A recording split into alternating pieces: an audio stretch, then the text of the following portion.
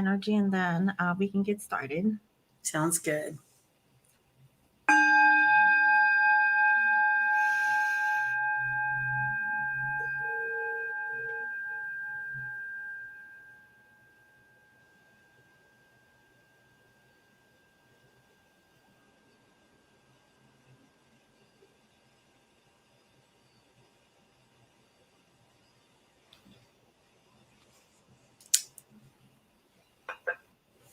All right.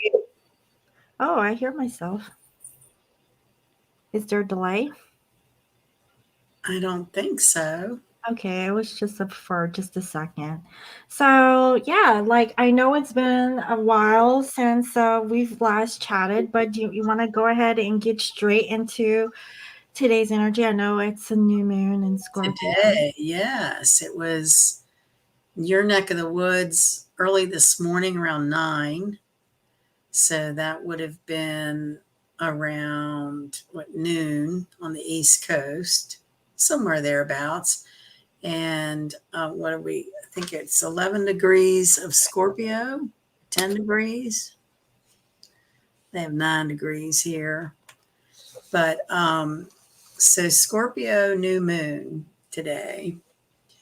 Scorpio is so deep thinking, it really is a fascination with the inner workings of life, these deep spiritual concepts that not everybody wants to talk about. I've always felt like Scorpio people draw each other, or we find each other, because there really is like a deep thinking that's not everybody's cup of tea. Mm-hmm. And so I know that people I've always been closest to have strong Scorpio energy. And so, it can be sort of that interest in metaphysics and alternative ideas. In ancient times, it was originally ruled by Mars, the planet Mars, which, is all about sexuality and masculinity, vitality. And then once Pluto was discovered in the 30s, astrologers designated Pluto as the ruler of Scorpio, which is the god of regeneration.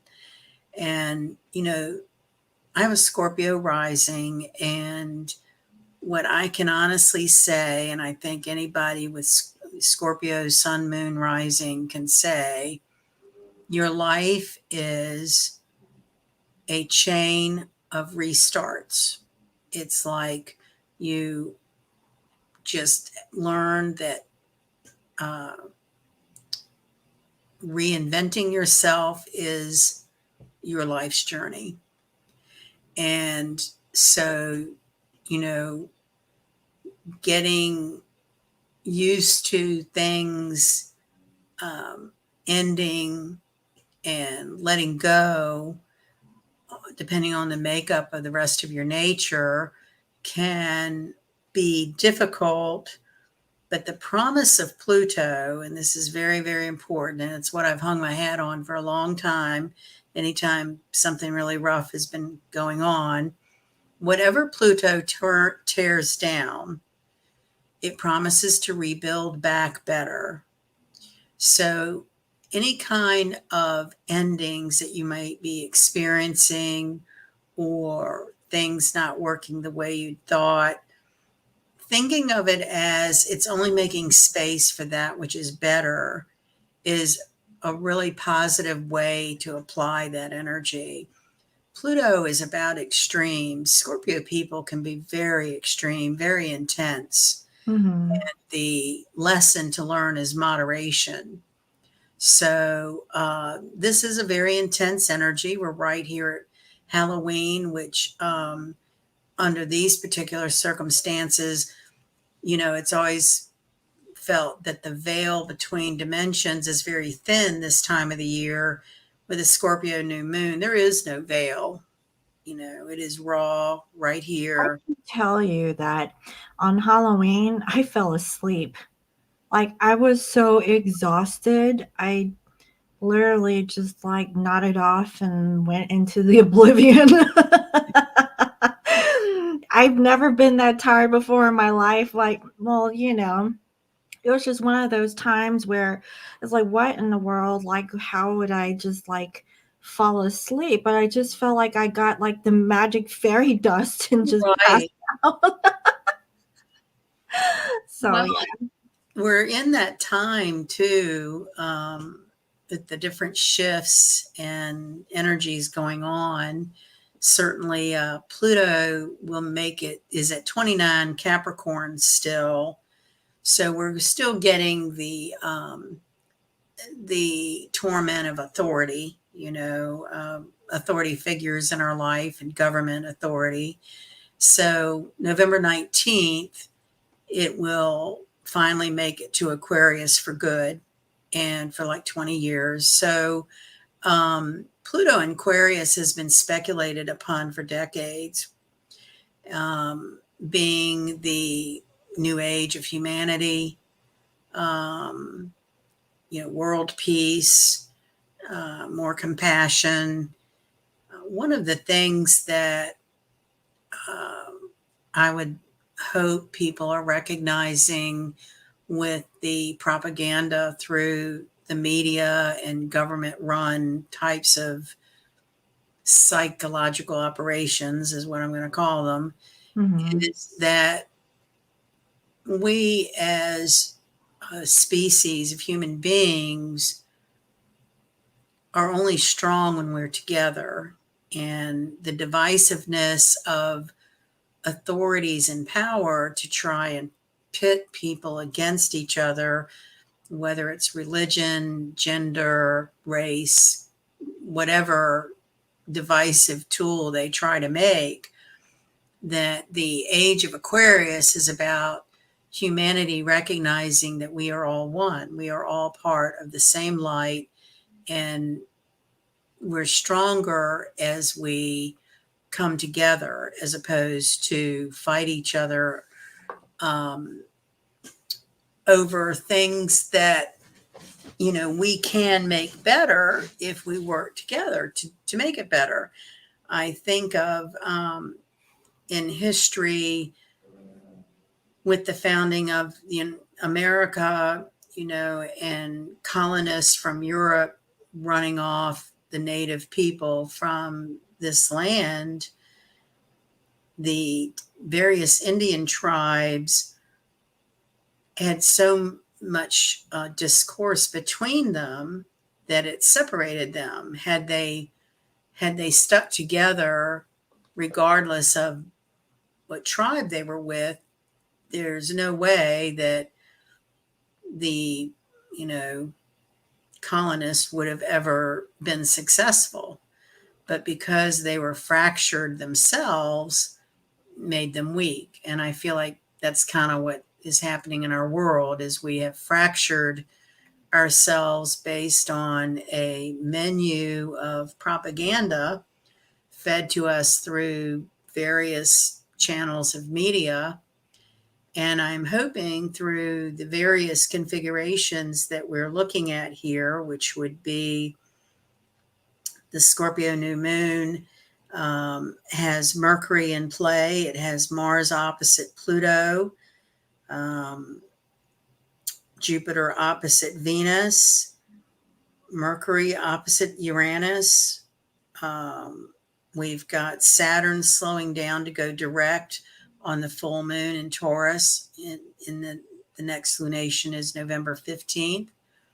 I need to change my calendar. And so these are all about transformation. This is all about deep thought on a soul level.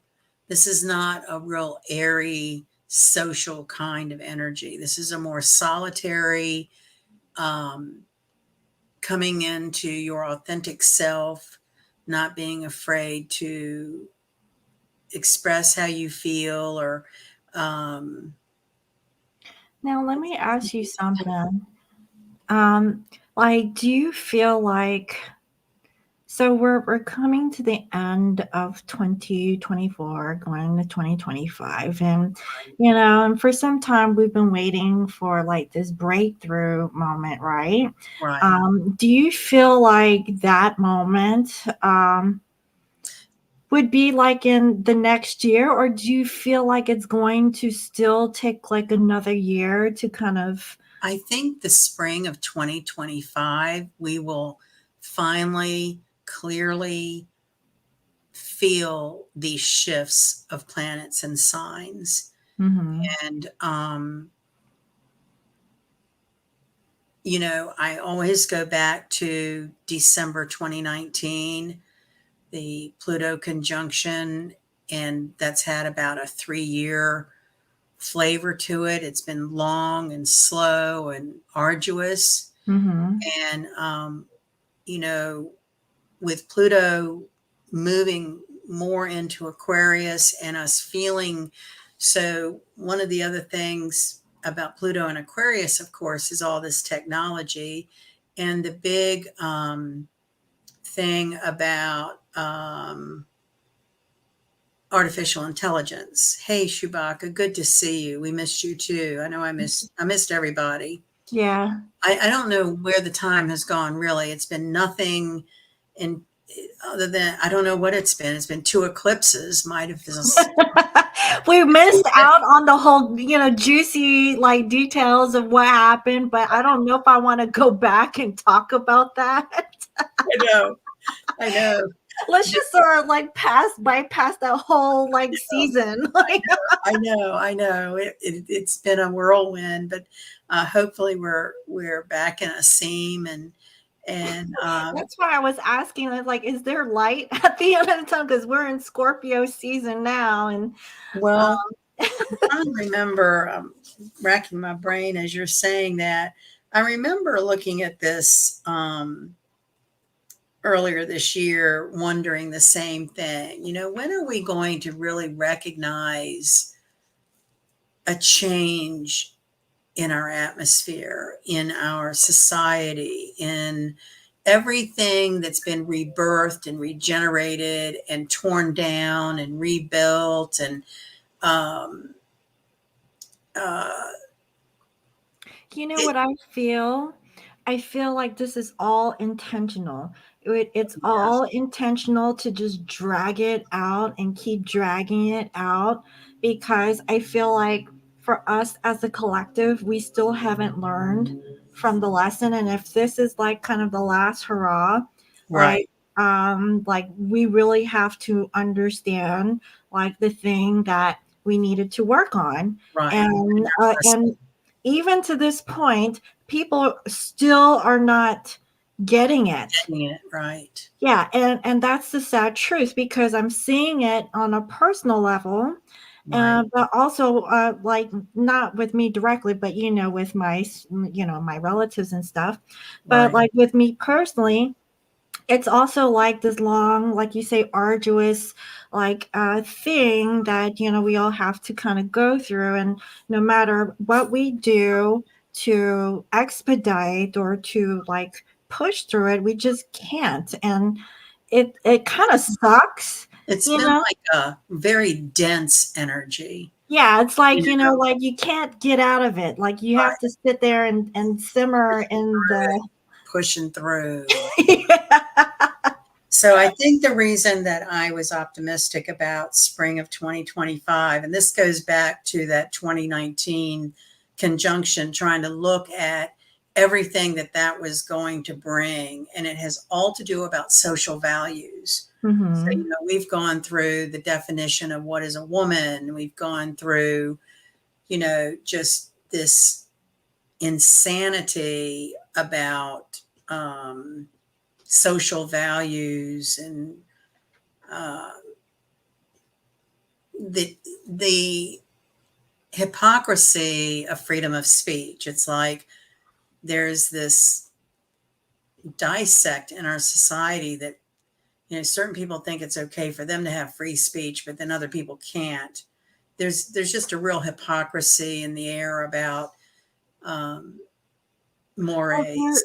there's definitely like a wave of people that are more like on the social public platforms Yeah, who are like, advocating for like a sense of oneness and like yeah. not trying to be divided. And I We all really need to pray on that. We all really need to in our spare time, and if you're feeling dismayed at all, you know, it's very important to pray for the world, to pray for the Mhm, earth, to pray for the light to overcome the dark, because as corny as it sounds, I do ultimately believe it is a good versus evil kind of dynamic, or light versus dark.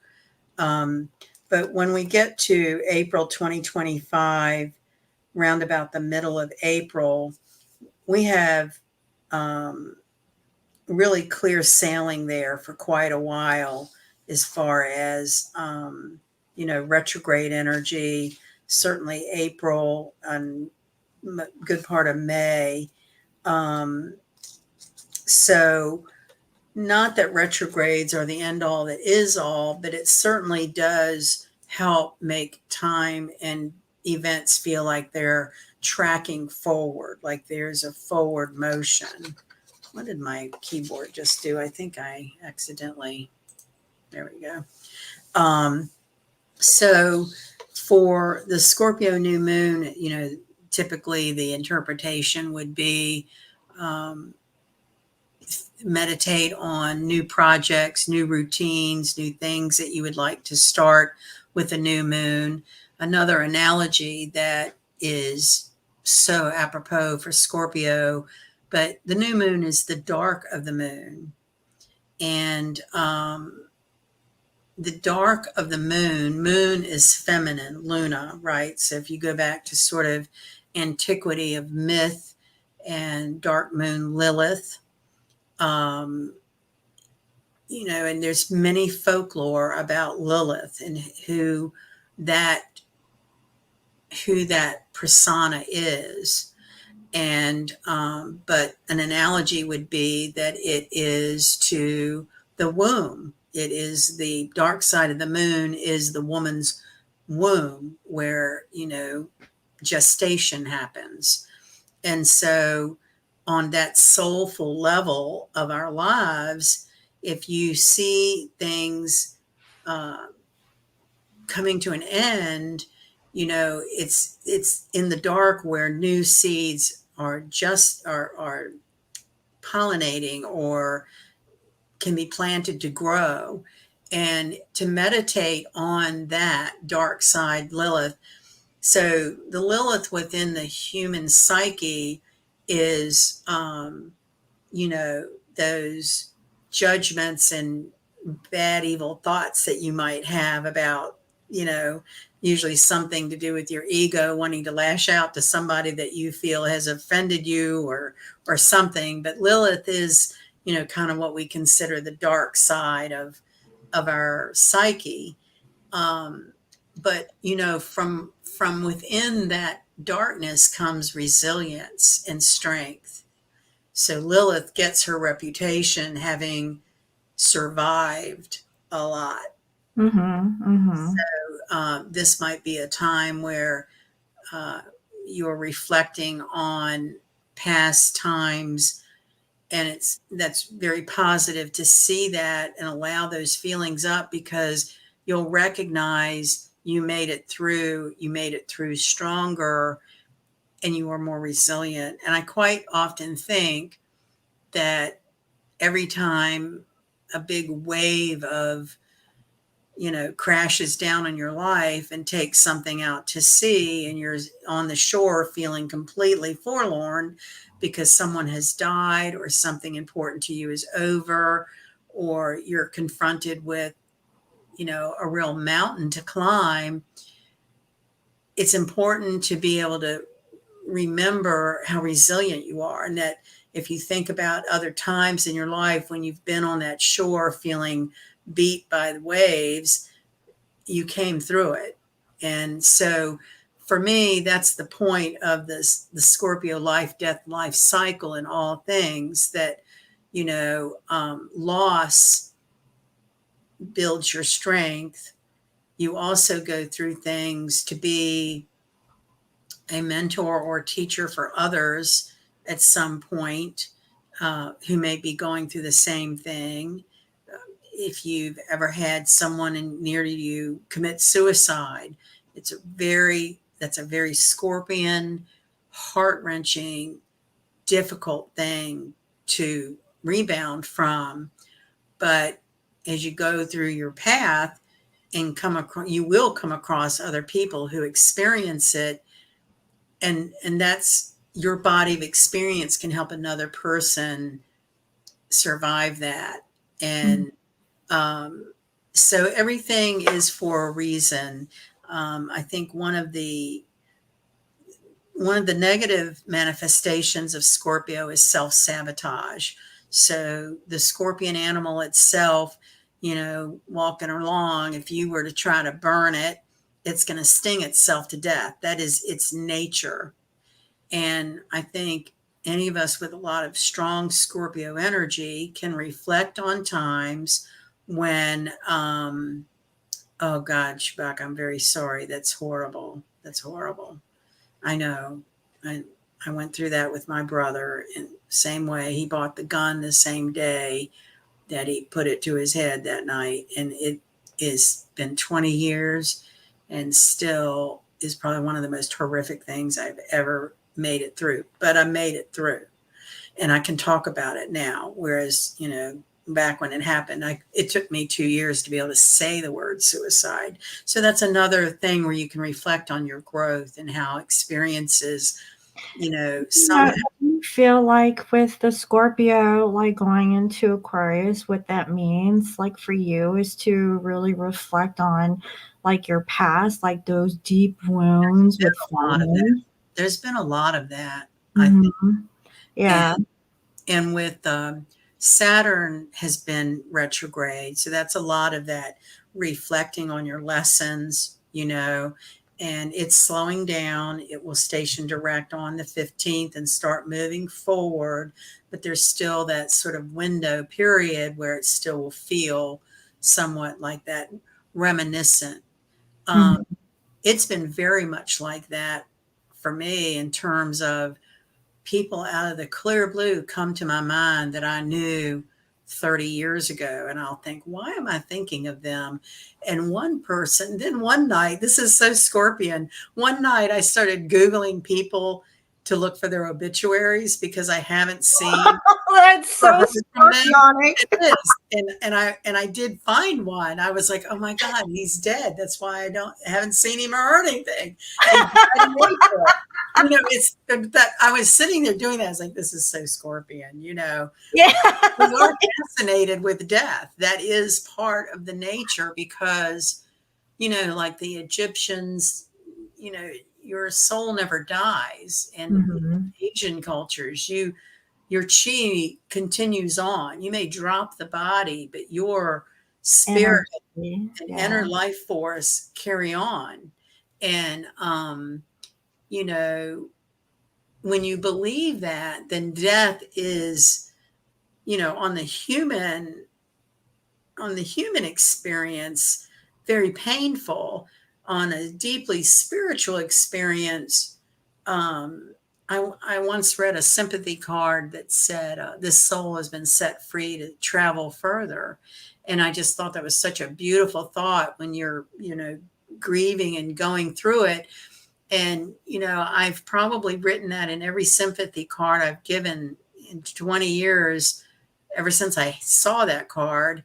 And, every time I'll like hesitate wondering, well, I wonder if those people I'm sending it to believe in reincarnation, or I wonder if they believe in that. But it's gotten to the point where I don't even care. I mean, it's what I Mhm. believe. And if it triggers someone to have a thought different than what they were thinking, and it gives them some sense Yeah, of maybe they needed that little a little thing. trigger. Yeah. Mhm. So a lot of triggers in this kind of energy with, Mars opposite Pluto. This is about just walk away. You're going to feel uh, The high same. blood pressure coming up and, things sort of wanting to trigger you or set you off. And it's just an energy to walk away and come back and address it another time. That Mm-hmm. kind of energy. Um, Scorpio loves to learn how and what makes people tick. They're Mm-hmm. very analytical, penetrating into a mind, right? And so, like in your work situations or your relationships with families or loved ones or whoever, Scorpio wants to always be trying to figure out, what's that essence of that behavior in that person.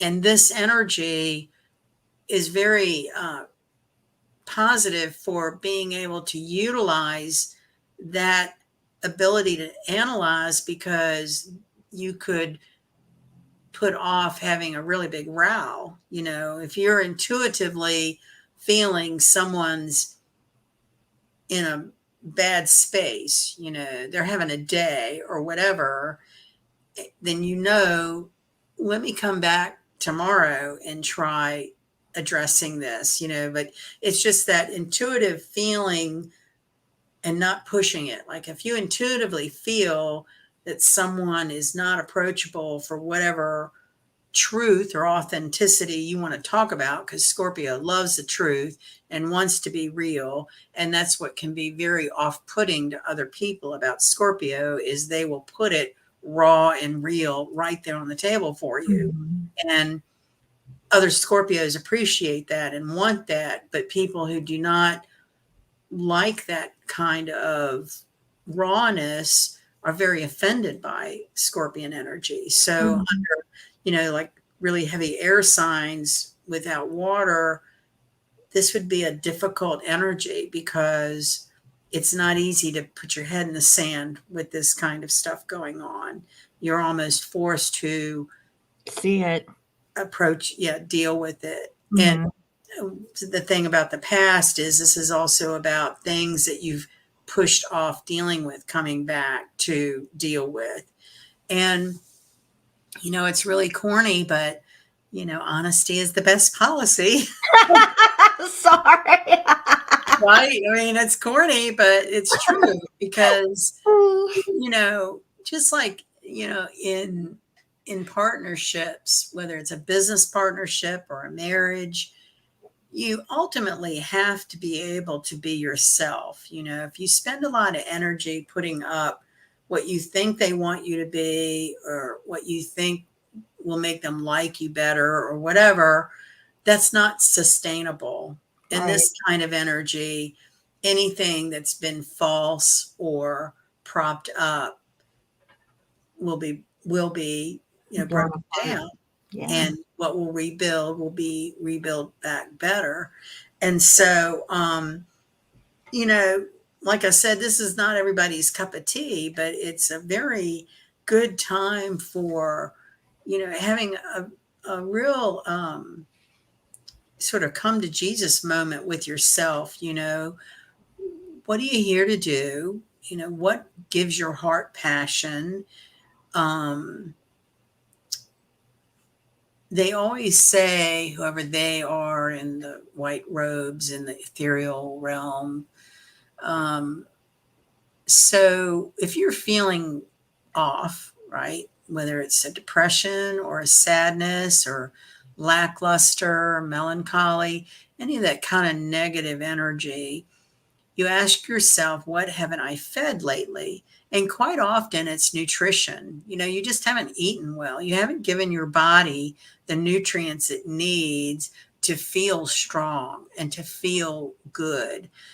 Sleep, some of these very basic things. Hydration is another one, but it could also be the soul. Have you fed your mind, your spirit, or your, what is it? Mind, body, spirit. So the mind is the intellectual part. And I will tell you, in the last week, I have bought the beginner book on beekeeping and the woodworker's Bible.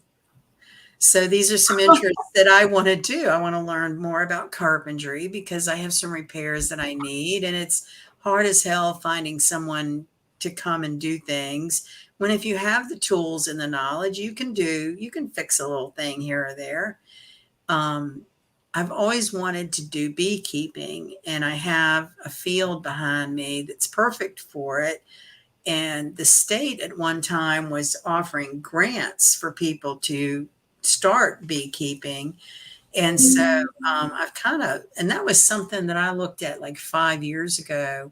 And I physically bought the book recently, and I've spoken to a beekeeper. So I'm getting a little further with actually making that a physical reality. And that's what this energy is about. If you've had a desire to do something, whether it's, with the Jupiter opposite Venus, it might be a trip or some kind of travel. But if you've had the desire to do something that feeds your mind or your spirit, this is the time to plan, um, even if the plans don't form to exact detail, give yourself a rough outline of what is that, what is that on your bucket list that you want to do. Um, I think the idea is to help with the manifestation process. yes. Yeah. And this Because energy is very, very tender and optimal for manifesting, because that's the other thing you want to be careful of is what are you speaking? What are you thinking? mhm. And only think well of yourself and only put out, like if you, the classic example is you're heading to an event and your needle mind is, I wonder if I'll be able to find a parking place. I bet the parking will be terrible. And you just control alt delete that altogether and you affirm, I will have the perfect parking space.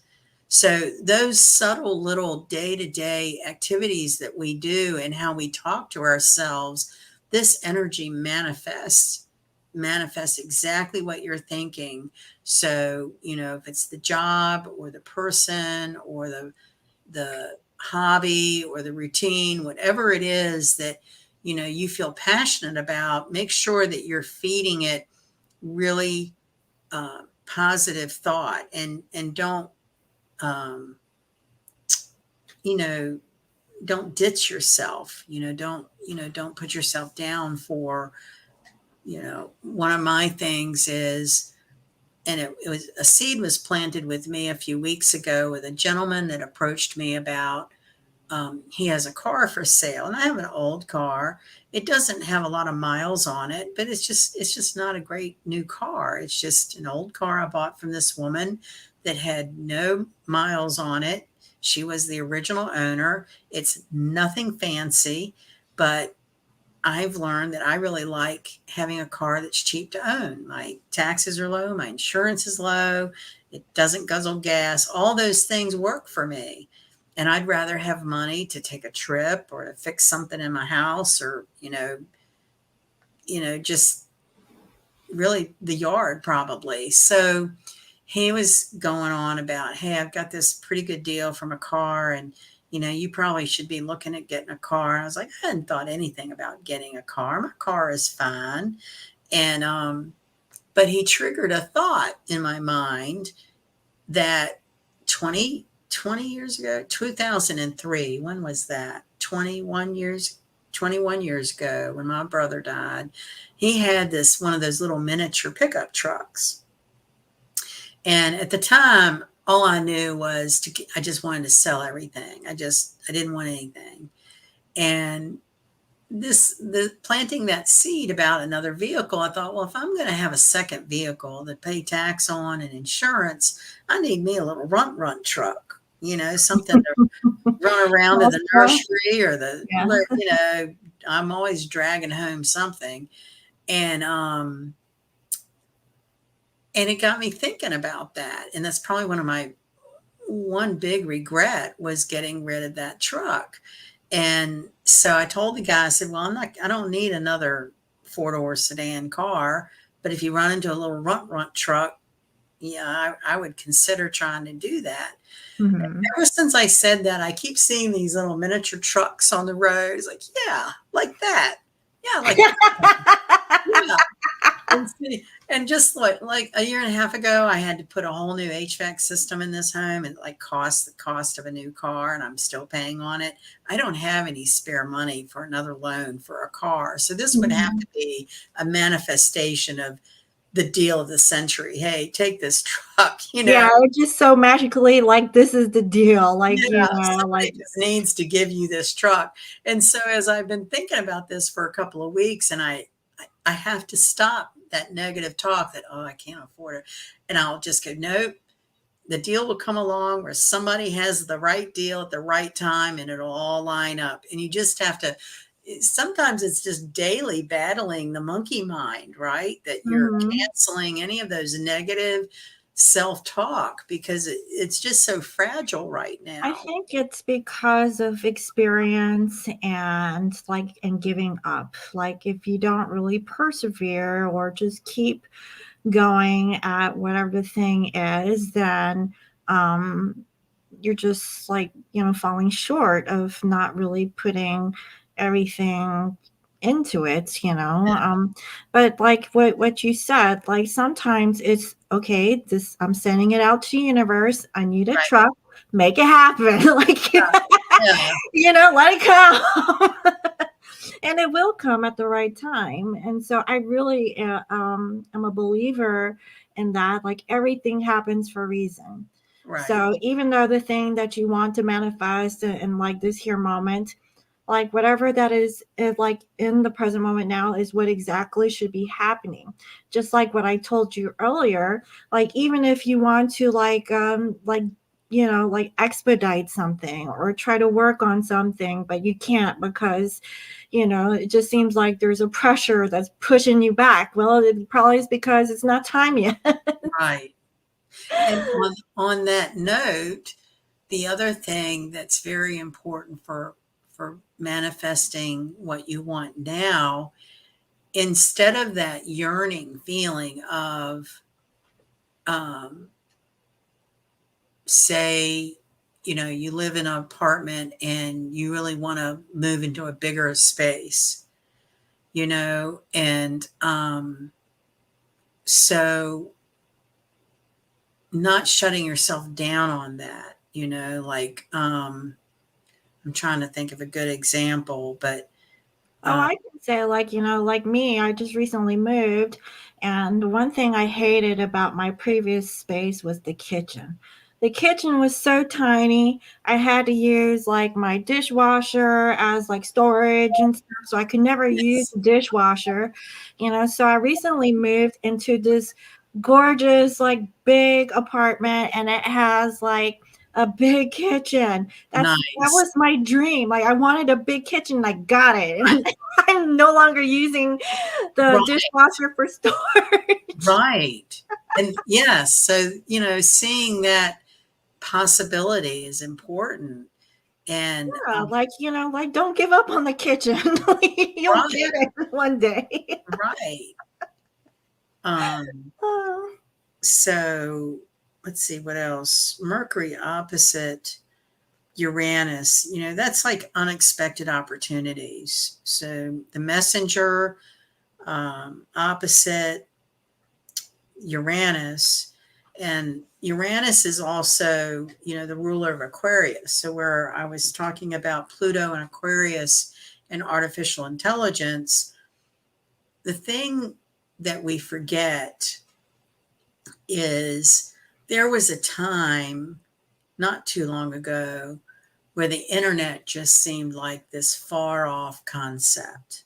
Hmm. And now look how it's an integral part of our lives. So, where people get really freaked out about artificial intelligence taking jobs and, you know, um, not being a good thing for society, I think there'll be a time when it is just an integral part of our lives. And the more things change, the more they stay the same. I mean, there'll be a time, a decade from now, where we won't even think of it. It's just like a second thought. So it seems like anytime society is faced with a change or something new, there's this nature of sort of, oh, I don't want to Resistant. change. Yeah. Yeah. And then, as you get into it, it actually becomes part of the fabric of our society. And so I do think that, you know, I don't know that I'll see it in my lifetime, but I do think the landscape for younger generations and what they will do and how they will do work in the future is certainly going to be different than, how I've grown up or my parents and grandparents generations know working 9 to 5 and, Monday through Friday and the weekends off and, you work for the man and try to save money so you can retire, all those concepts. I think money in exchange is going to be very different, and it's will develop with Pluto and Aquarius. It's more of developing humanity into doing the jobs that connect people and making sure people aren't going without the basics of food, shelter, warmth. So it's a really interesting transit we're in right now because we're trying to kind of let go of that old hierarchy, strong authority, um, to this, Aquarius is sort of the hippie, right? Mm-hmm. Sort of Mm-hmm. the peace, love out, man.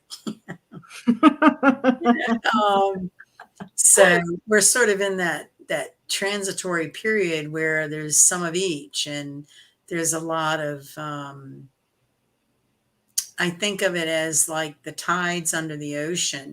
There's rip tides and there's currents that are going all different ways. The surface of the water might look smooth, but when you get into the water, it can carry you many different ways. And, being aware of your connection to the environment, like how your energy is affected by sound and vibration and aromatherapy and these very tactile kinds of kinds of influences, that's part of this thin veil, that we are a light body energy, a crystalline energy. So now the crystals for Scorpio are things like malachite, citrine, obsidian, lapis lazuli, turquoise, and aquamarine. I have a bullseye obsidian right here that's kind of neat. I'll show you.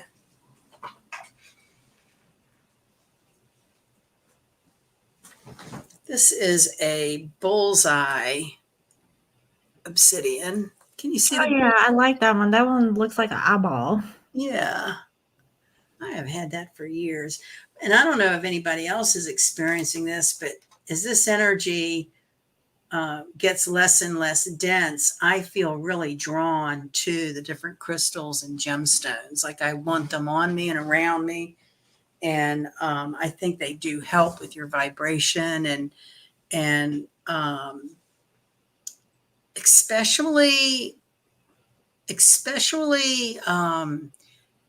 as sort of a protector from negative energy getting to you, right? Um, I can say that my my physical feeling in this new location is definitely different than up north. There's definitely a different vibration and frequency, and I can't really pinpoint what it is because now I'm like in the desert, and I definitely feel off. Like something is off here. And I don't know if it's the water. So there's a lot of like I don't know if it's calcification or hardness in the water. I'm not used to that because I came from Washington, and Washington has like really good water.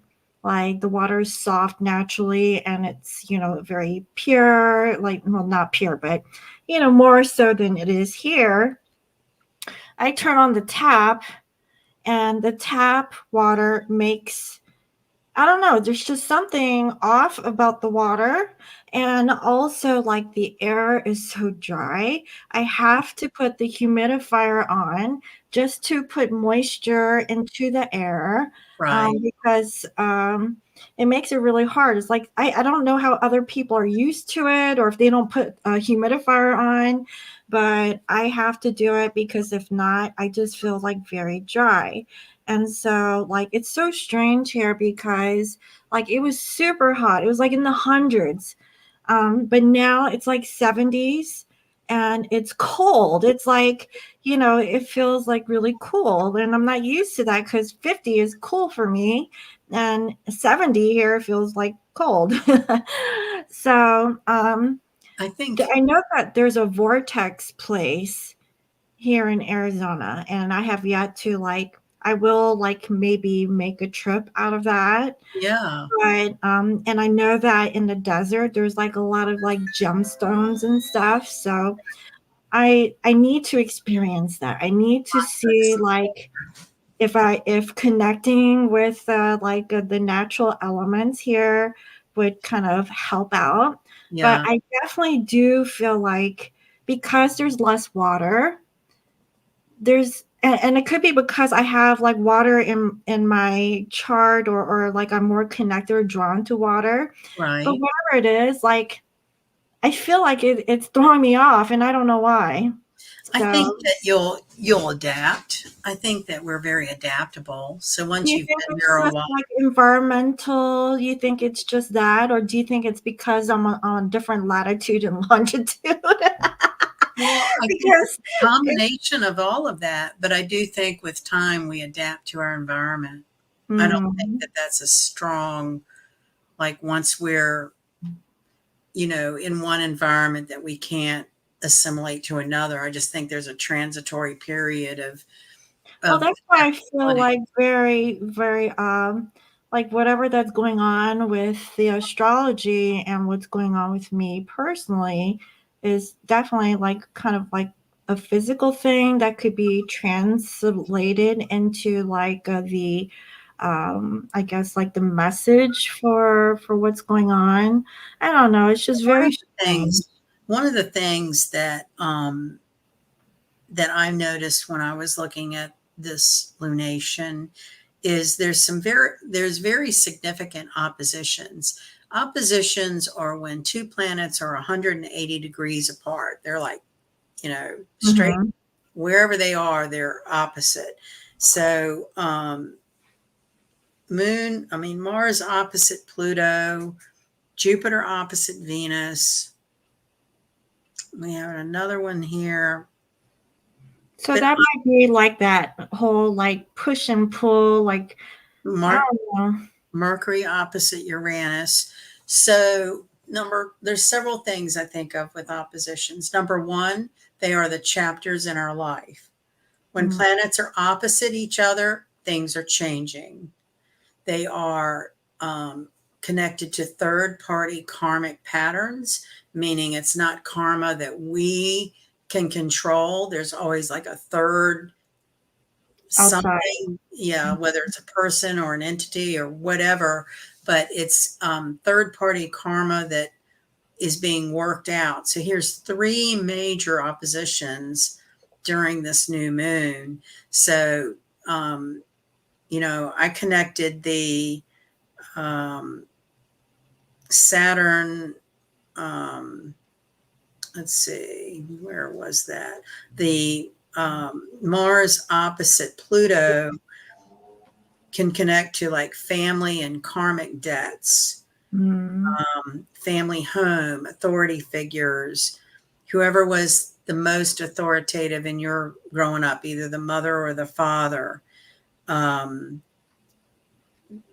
Many disagreements can come up under that, or like a regurgitation of a past grief. Like you help people hold grudges, and under a Mars opposite Pluto, boy, that grudge will come back up. And, this is the time to, like take the energy out of it. Like, don't feed it, but try to, you know, that watcher in our mind see how we're reacting. What is it that somebody triggers in us that makes our mind have a certain pattern of thought? But instead of journeying that thought, like just being the Buddha to watch the mind, if somebody is pulling our chain, and it doesn't have to be family, but it is usually connected to some karmic behavior pattern, which we Mhm. generally pick those up from early childhood family life. Um, Jupiter opposite Venus. Venus is our love and our money. So that can be changes. The other thing about oppositions is health challenges. So oppositions are the most stressful connections between planets. And when we're under a lot of stress, our body tends to give us signs, right? So depending on where that might be for an individual could, you know, we were talking about Scorpio new moon. I mean, that is the reproductive organs, um, the organs of regeneration and elimination. So it could be, intestinal. And so I've always felt strongly and followed and tried to encourage other people to follow the work of Louise Hayes, where your mind can heal your body. The Mhm. secret is you have to believe your mind has that power. So, if you have any kind of physical symptoms or battling any kind of dis-ease in the body, what is it? And there's usually an emotion attached to it. So this is why this time is sort of challenging, because it does bring up things that we would rather leave buried, and can bring up things that are uncomfortable for us to process through. Um, I can give you an example right from today, and it's been a stressful couple of days at my office, and it's the pattern of being too sensitive to other people, um, like taking their moods personally, when under this energy, people could be very short, they can be very stressed out. And so, I work in an office with lawyers. And so, um, for a couple of days, a couple of different projects I've worked on, I've almost gotten to where I don't want to go talk to them because they're in such pissy moods. Well, for 2 days, I've had to talk to myself that that pissy mood has nothing to do with me. I'm doing my job, I'm producing what I've been asked to produce. But when you get around somebody who's being short tempered, or dismissive, you know, you don't want to take that on. And I have to like talk to myself about not taking that on. Is that why you want to put on the more of the stones and I think so. Yeah. Yeah. Because, and I think partly that comes through time and time again. I've seen that pattern, and I think that one of the things in this particular environment I've noticed is other staff people have the same experience with these particular two guys, that you just learn when not to approach them. Mhm, They get mhm. in a zone, they get really stressed out.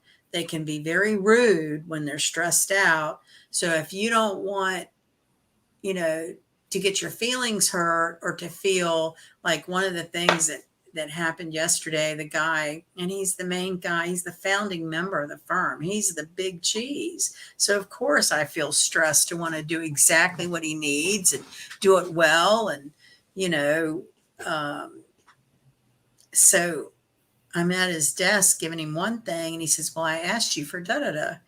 And I swear to God, he didn't. He's never asked me for da da da. And I went back to my desk and I searched my emails and I was going crazy. I was like, he never asked me to do that. Where did he ask me to do that? And so Mm-hmm. I'm rushing to get this whole other thing put together. The whole time kind of pissed off that he's like talking to me in a tone like I haven't done the job. You know what I mean? Right. Where's that work? And I'm sitting here going, I never got that. I never got that. But especially with attorneys, they're always right.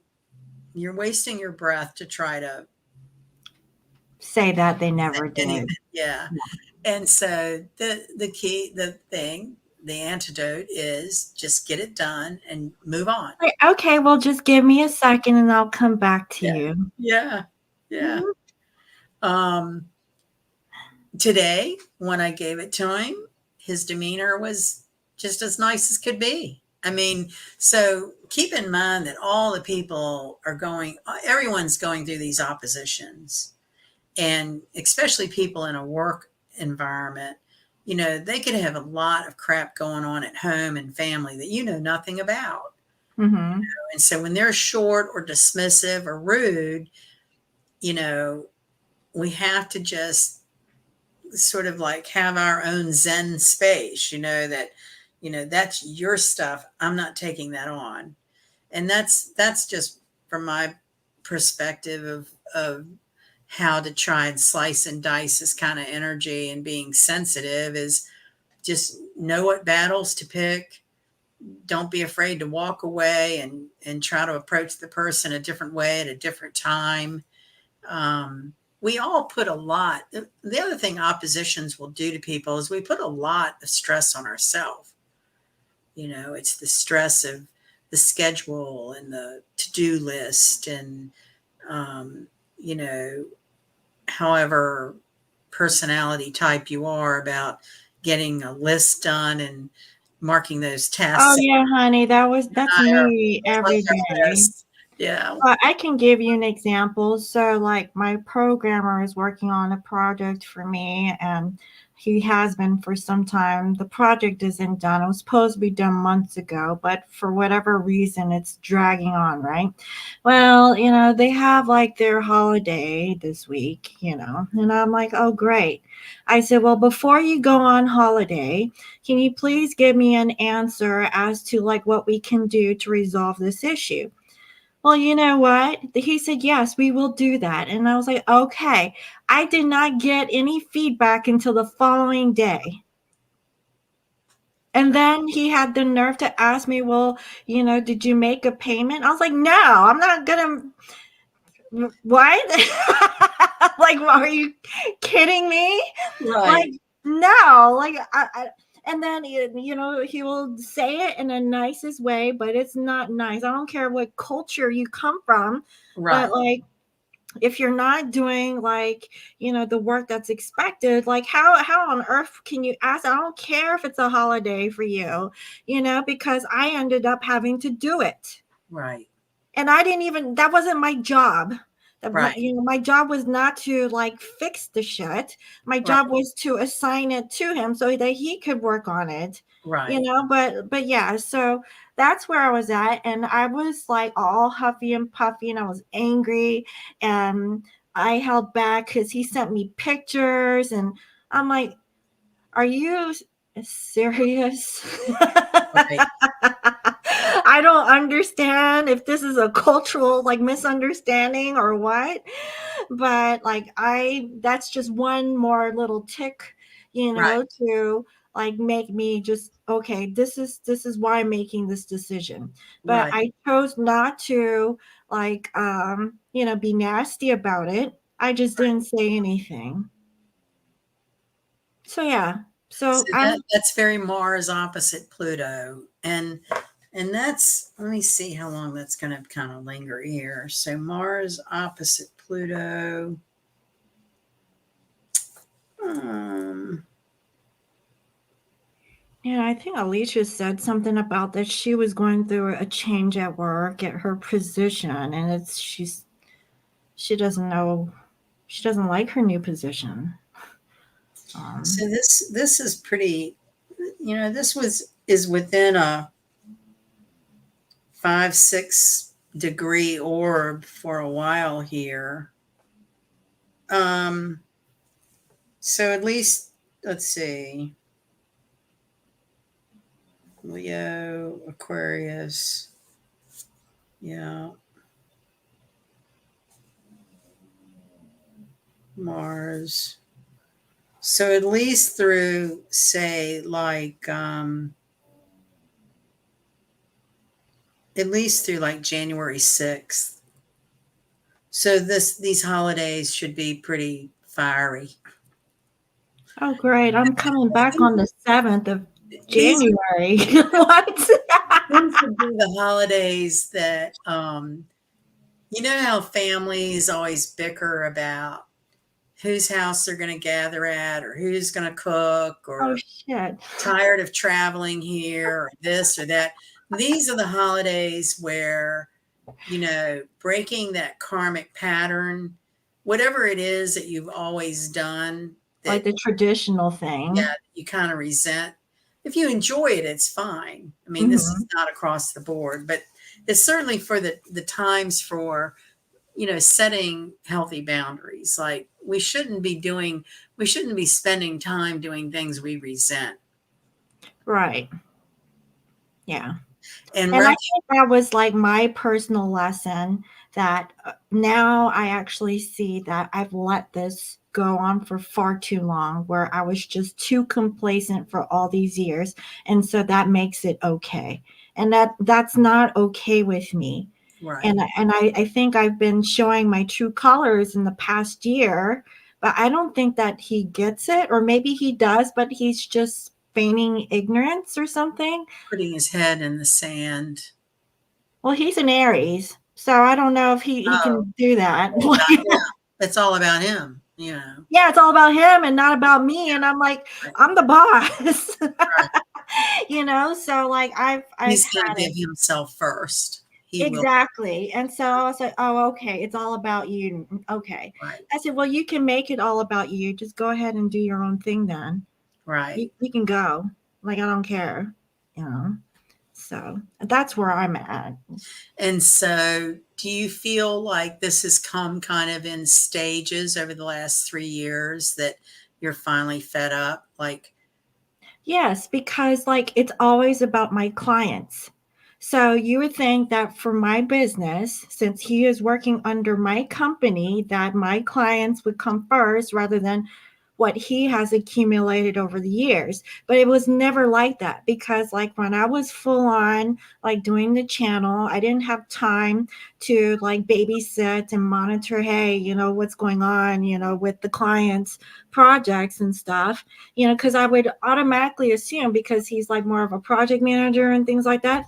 right, No, I would have to like wait a whole month almost, and I know it's part of my fault because I'm really responsible for it, but I just didn't really have the time to just sit there and babysit and say, hey, what's going on with this project?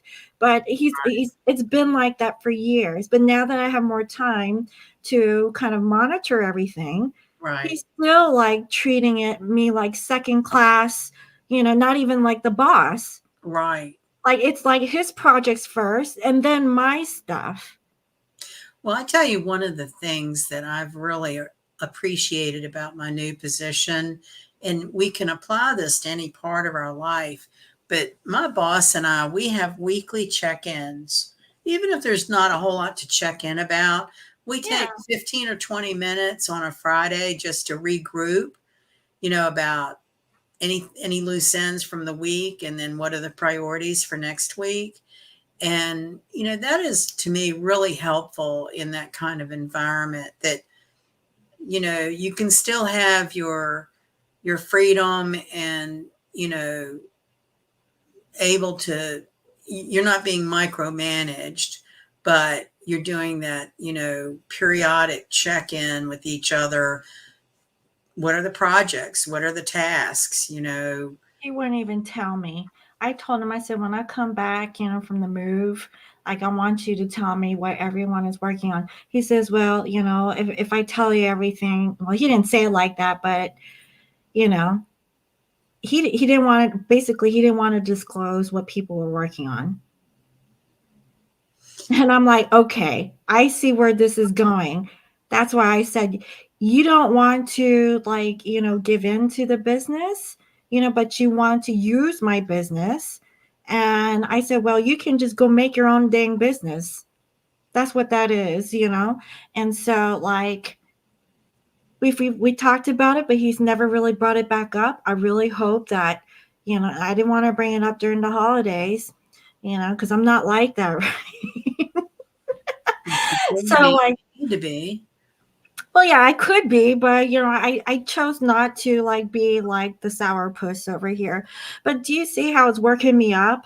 Yeah. Like, yeah, so that's where I'm at, and I'm like, okay, well, whatever. So basically, I just want to take my whole business back, and I don't care if I don't have any freaking employees at this point. I just want my business back. I'll So, start from square one if I have to.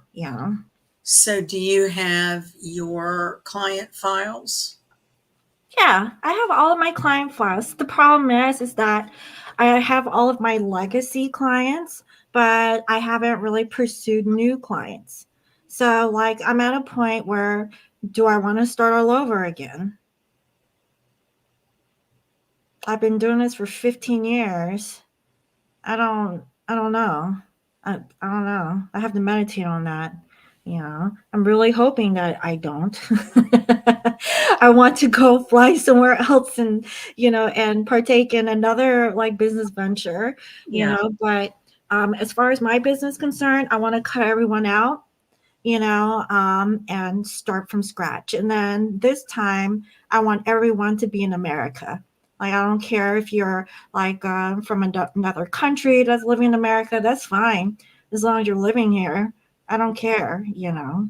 So So you're I'm learning your perimeters, you're learning what. that's what I mean. Like, in the past couple of years, I think that my boundaries were just too loose, and I wasn't, like, being really hard about, like, those boundaries. But now I know how important it is to set those boundaries, because if you don't, people are going to just, assume whatever, and just do whatever they want. And You're describing that life, death, life cycle of Scorpio, oh yeah, I want to cut everything out. off with their head. Yeah, yeah, queen of like hearts. Well, that's what I mean about Scorpio energy is it's that constant reinventing ourselves. It's constantly learning how to see something end and let it go and having a deep spiritual instinct of what will come will be better. You've known me several years, and I went from working my own business for 21 years back into your typical staff situations in existing businesses. I've literally changed jobs about every 2 years. And what I'm feeling now is where I used to, like, put myself down for that. Like, why don't I stick around longer than that? But it's very important to me to feel like an environment is healthy to be in and that your mental health is good in a place. And so when I start feeling that sort of toxic or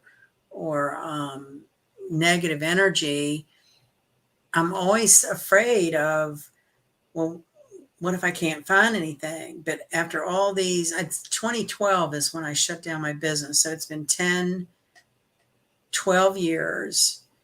And I've always found a better job, better pay. It's like little increments, doing better, doing better. This job I started in June, and it's fine. Benefits a little better. People are nicer. It's more freedom to work remotely, which that was something really important to me that I was having a hard time with at the last place. But what my feeling has been lately, it's interesting how I've seen this shift in myself, is well, if it doesn't work out, I'll find another job.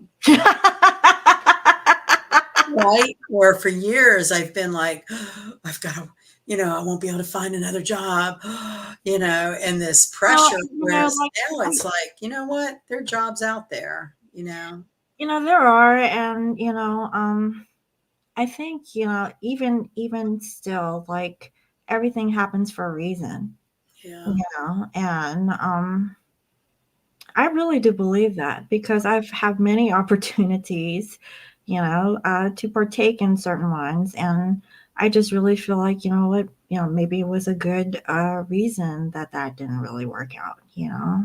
So, let's see here. I've been at a company for 16 years. It's a new position, and I'm good at your position, and they want to use you as a guinea pig, but you're not okay with it. I'm usually open to change, but you're not feeling this. Hmm. 16 years. Good for you. God,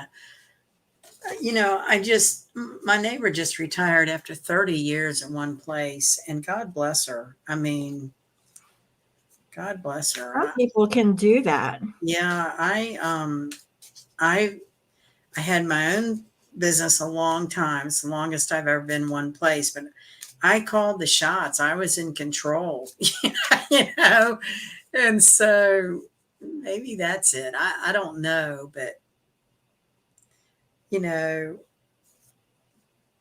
you know, there's nothing wrong with always wanting to strive for better.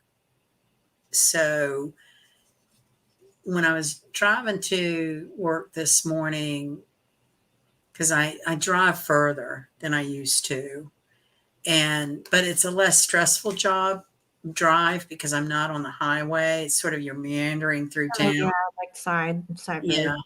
yeah. So that's different, and I work less hours per week, which makes the longer commute okay. So I feel less stress about the actual like getting back and forth and stuff.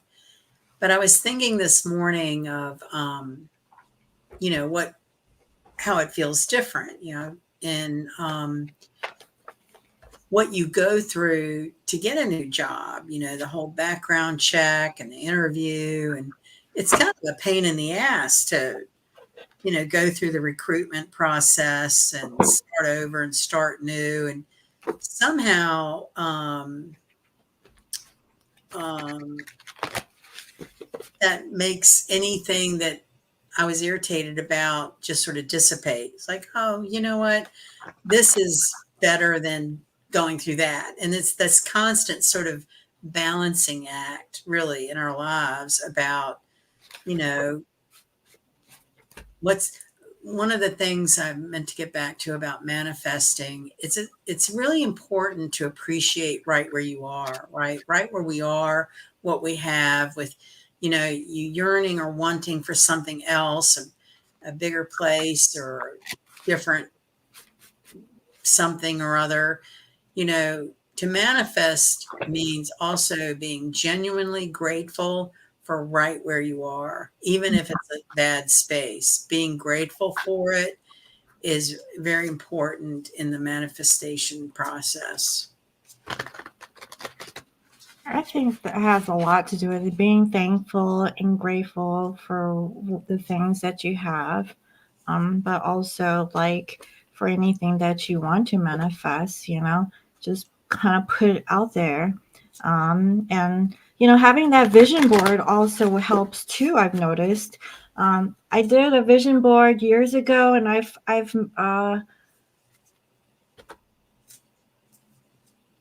think I pretty much have most of it checked off. Not all of it, but I most. don't have the body that I have on my vision board. Yeah, me too. Like I need to go back and do something about that. But yeah. I found a vision board I did years ago under my bed. It was all covered with dust, and I was cleaning out, and I saw that it was this really cool bathing suit is what the picture was. And of course she looked great in it. She was a model. Mm-hmm. Well, I don't know. I haven't gotten that yet. Well, I don't want no bikini. I just I It just want wasn't. It was just, it was a one-piece white bathing suit with mesh, and it had like asymmetrical, like the white and the cutouts. mesh. Yeah, it was just different. Uh, It wasn't. white white bathing suit. Wow, you were really going for that one. With a nice tan, Yeah. tan body. Even me wearing white is like, oh my god. I was like, can we cover that up? It's like I know. everything is like there. You can see Do you everything. remember the movie that came out with Kevin Costner when he did Robin Hood? Uh-huh, yeah. So, Vaguely, yeah. whenever that was, I think it was in the 90s, I had a girlfriend that gave me a box, a cardboard box that she covered with all of these pictures. And Kevin Costner was all over it, but it was her vision box for me. She was like, I'll die for you. I will find you. We were so into that movie when it came out. Hmm. Well, I mean, if that's the thing that people want to manifest, I think there's still that if there's a will, there's a way. Um, Well, again, lately I've looked up family members and old friends to see if they're dead or alive. And it's so weird because one of these places I drive by to get to work, one of my old boyfriends worked there. And this was like way back in the 80s. And he was the one guy from the 80s now. Where are we? Like 2024? hmm. He's the one guy I still think about. And uh, so it was like, and I thought of that. I was like, am I going to look him up to see if there's an obituary or not? oh my god, You want to hear? that, While that we're was shuffling, I'm going to tell you this. This is just a weirdest story about him. So I had a client who was an attorney who hired a receptionist, this lady, and she would tell me about her daughter that was going through a divorce and going to move to town. And would I consider like going to a movie with her or showing her somewhere to go in town? I was like, sure, sure, sure. So I meet up with this girl, and she's a little younger than me, and we went to a movie and dinner. We're in the bathroom talking, and she's going, yeah, I had a date with this guy last night, and boy, he just ticks all the boxes. Everything I'm looking for in a guy. He is something else. And I said, oh yeah, what's his name? That was his name, my old boyfriend. no. Yes, it'd been about, well, we dated for a couple of years on and off. I got pissed off with him because he was a player and wanted to date all these other people. I met my ex-husband. I was married for 7 or 8 years, got divorced. When I got divorced, I wanted to find him. I was hell bent on finding him, and I did. And we had about a 2 month fling, and then it was just like, no, this just not there. He doesn't want the commitment, and it's just not there. And so this was about 3 or 4 years after that. And this girl had been out with him, and I like died. I was like, whoa, I know him. And she's like, you do? And I was like, yeah, I've dated him. And of course, at that time, I didn't feel like I do now. Like, you can reminisce about an old love, and you forget all the bad stuff. You just remember the The fuzzy good. romantic stuff. So at that time, I wasn't quite over how he ditched me. He ditched me. I had pro football game tickets for the team he loved, and he chose to go visit his mother. and I was never convinced it was his mother. Okay. Yeah, So, for football tickets that he loves yes, so his much. favorite team. It was the That must Washington be some Redskins. good mama. So when that happened, I was like, I'm done with you. I am done with you. Oh. And so, when this girl was talking about it, I was still sort of in that frame of mind of, yeah, done with him. He was a creep. And so she wanted to hear all about it. And I told her about everything, how he cheated on any girl he ever went out with. He almost bragged about how many different girls he'd go out with. And if you met this guy, he you would never have seen that in him. He wasn't particularly handsome, but there was something really charming that women were drawn to about him. And He probably knew what to say at the he right. he was a great sense of humor, and Ah, big, strapping, strong guy. And so my old college roommate from back then, who I still talk to every once in a while, and we've known each other like 50 years now. Well, 40 years at least. And I brought him up recently, and all she could say is like, yeah, he was a weird one. Like in her perspective, is like, I never understood that about you. He was a weird one. mhm, mhm, So how mhm. you see someone and how someone else sees them, well, the end of the story is they got married.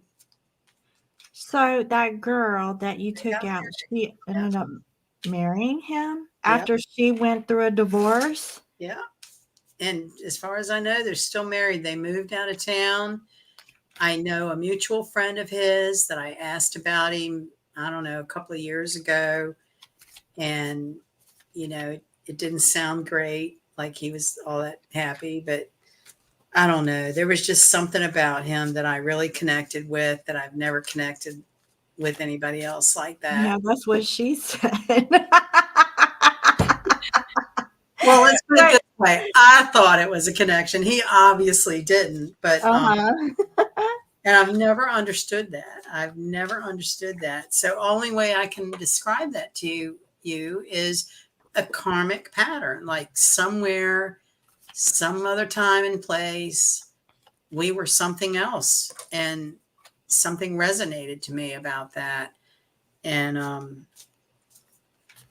oh God, today just I don't know. I go by where I used to work, and I'll just have a flood of memories. I'll just like we. Oh yeah, it was just crazy. So, but you did look him up. Is he dead? I haven't looked for his obituary yet. Oh, okay. I thought you went through all that. I was like, for sure you try to look him up and see if. I'm warming up to it. I'm warming up Oh, to it okay. because he was older than me.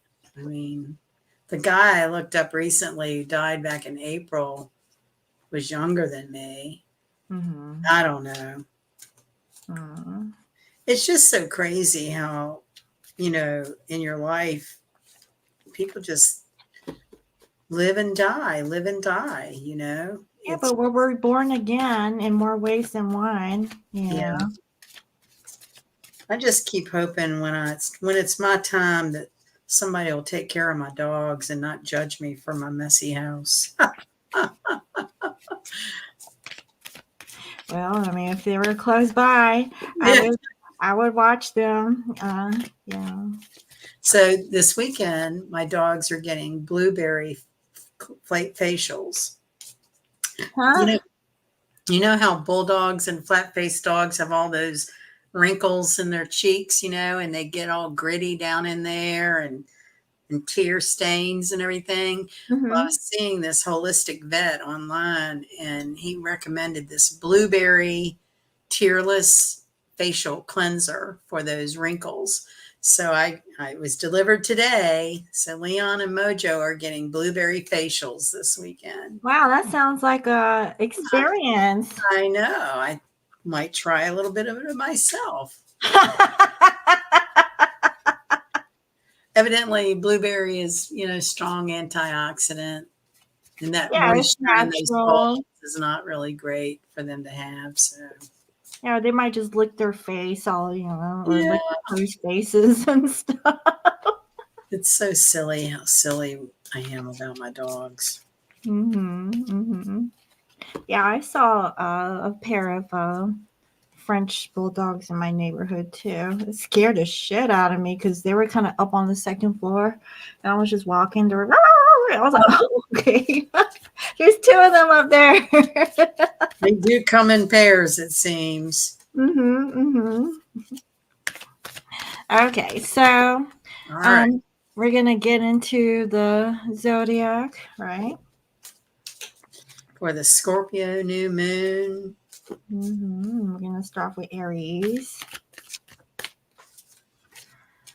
Okay, so I pulled some different cards for this week, and it's called. Well, let me just point this out. This is called the Soul Truth. It Oh, is self-awareness card deck. So, yeah, like self-help cards.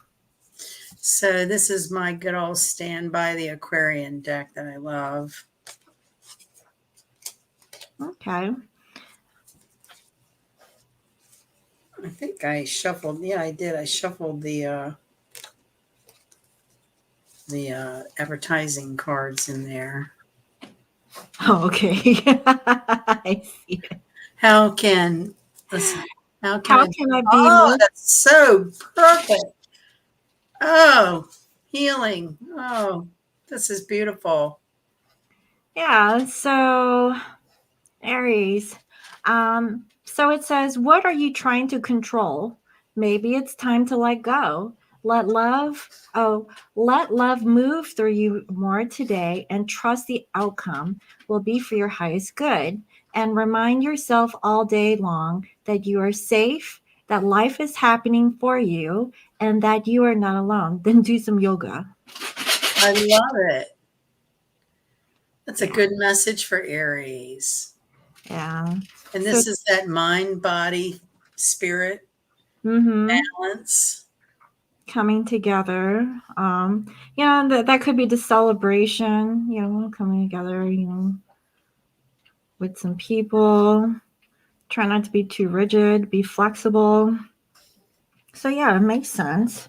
I like that. I like that. Yeah, especially under this new moon here because it could get a little, It could be a little bumpy. I'm not lying. yeah. Yeah. It already has been for a couple of days for No, me. I've been feeling it all week and then some. Like, Yeah, it's mind over matter, not letting other people's stuff rub off on you. but I'm sorry. Like, oh, okay, yeah. Excuse me? How was your day? Yes. This office allows people to bring their dogs to work. Mm-hmm. And a couple of girls keeps asking me, when am I bringing my dogs to work? That's Yeah. Do like, they want to see that? they're Like, very rambunctious, right? uh-huh. I told her today, she was like, well, when are you bringing your dogs? And I was like, when I can leave half a day, because there's no way they're going to be able to stay here all day. That would just be for fun and not like really for work. Right. Maybe Hmm. close to the holiday or something. Right. When they've had a facial and been coiffed. Yeah. They've been properly coiffed. All Taurus. right. You have Queen of Wands. Queen of, yeah. Okay. So it says, what expectations do I have that are impossible to meet? And it says, the expectations we have are mostly delusional and impossible to meet. We then experience disappointment with ourselves or with a relationship when they are not met. It's time to dissolve your expectations and replace them with gratitude. So just be grateful. Well, we've been talking about that. And Taurus has a full moon in 2 weeks on the 17th, Taurus full moon. Mm-hmm. So Taurus, I mean, if you feel short on something, just be thankful for what you have. um, I also see here peace is home for our soul and is accompanied by trust. It comes when you surrender and focus only on what you can control. If you expect nothing and are grateful for everything, you will experience extreme fulfillment. So that's, yeah. And I think of the Queen of Wands as the artist, and Taurus does rule the arts. So Mm-hmm. maybe doing something really creative, Taurus, and, you know, that's Ferdinand the Bull kind of taking it easy, chilling out underneath the tree. And I was about to say having a wine and paint session. yes, yes, that would be perfect for Taurus this weekend. Yeah. Have some chocolate, something Yes. indulgent. I think of that.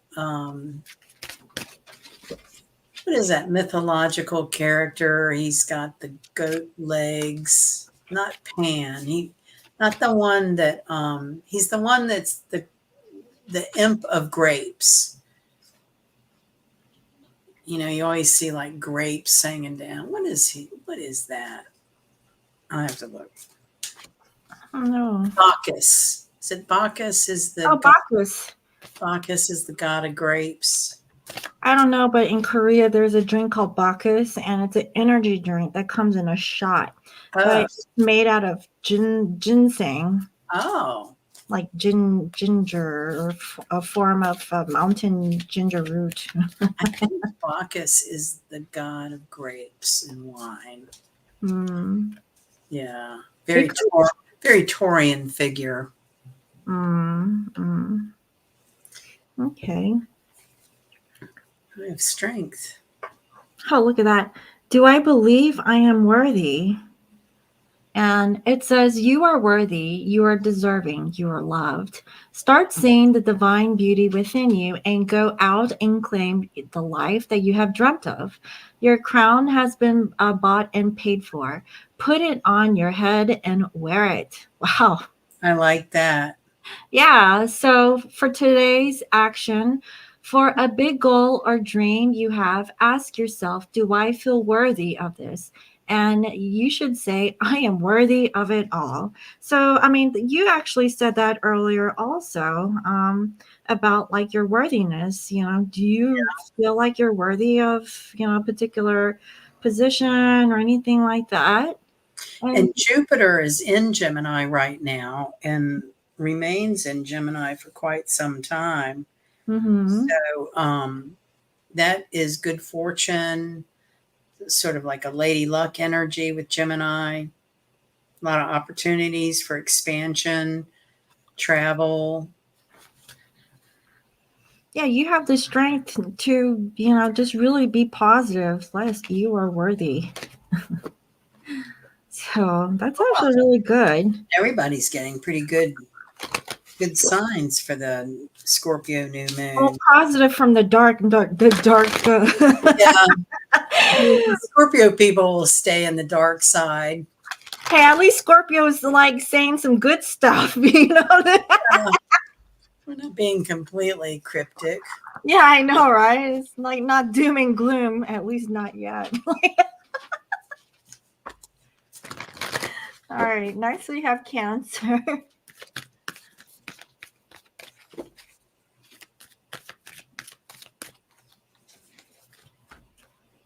Hmm. So we have Mars in Cancer at 29 degrees right now. Mars doesn't really like being in Cancer. Yeah, so that makes it difficult, huh? And what do you have? Temperance. Temperance. Oh, okay. So it says, what is the most limiting belief keeping me from what I want right now? And it says, what story are you telling yourself? When you think about your dreams, what is the first limiting thought that comes to your mind? If you're not living the life you desire, it's because a part of you doesn't believe it's possible. Again, you said something about this earlier. And it says it's time to upgrade. Look your belief in the eye. Where did it come from? What new belief are you ready to adopt in its place? How will this change your results? Remember, your belief is the root of your result. Own it, heal it, and upgrade it. That's really, Amen. yeah, that's pretty powerful stuff there. And know that you have a guardian angel to help with all of that too. Mm-hmm. Mm-hmm. So Cancer is not the most patient person. So maybe this Temperance is saying, temper the Yeah, impatience or yeah, because the Cancer can also be stubborn too, from thinking about the things that, you know, because that could be holding a grudge also in yeah, some ways. So just let go, Cancer. let go. Yeah. Yeah, and then get whatever it is that you want and own it, claim it. All right, next we have Leo. Whoop. I guess I'll take the one that was trying to fall. Ten of Pentacles, Leo. Oh, that's good. There, I'll take it. Oh, okay. So it says, what excuses am I making right now? And it says, no more waiting. There will never be a good enough time. The time is now. If it's important enough to you, you will find a way. Today, make a decision and do it, even if you don't feel ready. Listen to your heart. You will be led. Ah. Hmm. So that feel, remember you were talking about like working on projects or just doing it. Just doing it Yeah. is actually just putting you one step forward in the direction that you possibly would like to move into. Yeah. So, and we have the Ten of Pentacles, so that's good news. Yeah. Everything that you ever wanted. A bonus. Yeah, bonus. So at this firm, this first place I've ever worked here, like with this particular thing, some of us have to keep time and bill clients for our time, right? Mm-hmm. And there's all these deadlines about when you have to have your monthly time in and stuff. And I've had a long time habit of doing mine daily. I never let it get behind. It's like the first thing I do in the morning, last thing I do in the night is turn in my time. Well, this firm every month gives whoever, they'll spin a wheel, they'll put everybody's name in this wheel who's turned their time in on time, because there's a lot of people that fall behind and They don't. they're just always at the last minute getting all their time in for the whole month and stuff. They give you $1,000. To be on time? Well, for turning your time in on time. Yeah. Right, and being on the wheel of fortune. Yeah, it's this wheel they spin. They'll put the names of the people who were on time turning in their time, Mm-hmm. and whoever the wheel falls on gets $1,000. Wow, that's a good And I keep bonus. seeing my name is in that wheel every month. And I'm like, okay, come on now. I gotta land on that How board. big is that wheel? How many people are on the wheel? It looked not a lot. I mean, Uh-huh. because mostly attorneys are terrible about keeping their time. Mm. Well, that's because they're probably working overtime for some. I I'm guess. imagining. I don't know, or less time. I Yeah. don't know. I developed a habit a long time ago that as I'm working on files, I put the timer on and the number in, and I just do it every day. I just don't even want to try to remember what I did 2 days ago. Mm-hmm. No, that's actually good because you people can get busy and people forget or And you they have to like just. capture all of your time. You're not trying to guess. I spent an hour on that file and Mm-hmm. use the timer, and it just keeps it, and it's just really easy. And I don't know. I keep waiting for my name to hit on that $1,000. Well, when did they roll the spin the wheel? It will be probably first of the week. It's usually the first couple of days of each month for the prior month. Okay, well you're gonna get it. You got Ten of Pentacles, so I got no chemicals. I need that $1,000. yeah. So this is what I have for Virgo. So I had 3 fall out for Virgo. I'm going to take them all. It Okay. was the Ace of Cups, Mm-hmm. the Emperor, and Six of Wands. Oh, okay. So this looks pretty good for Virgo. Yeah, very complicated as usual. Now playing. So it says, "Do I know all of my strengths, and am I using them?"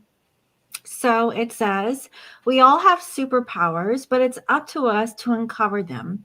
When we live and lead with our strength, we are able to show up in our zone of genius. This inspires others to do the same. So it says, how can I use one of my soul's gifts today to contribute to this open and ready world? So this is nice because, Virgo is acts of service, right? Yes. So I feel that, maybe by them being an emperor and taking the lead for something that they're very passionate about, it could be like, helping others, whatever that strength is. I think Spirit or Universe wants you to use your talents and like get on it for this new moon. So that's actually good. The aces are always gifts from above, Mm-hmm. and You're vitality. Having looks like Virgo has the energy to manifest some positive things. Yeah, especially so here's the thing about manifestation. And it could be any kind of business like idea. But the thing about business is that you want to be acts of service. You want to be of service to like, a group of people. It could be to everyone, whatever this thing is. And if that service is appreciated or needed, then that's where the return comes in. And so I really feel like Virgo, if you have like that idea or project that you're working on, just go for it. Especially if it's coming from the heart, or if it's coming from a place of you wanting to help people with sincerity. Then I feel that that's where the blessing comes in. So that's actually good. I think it's very good. Hmm.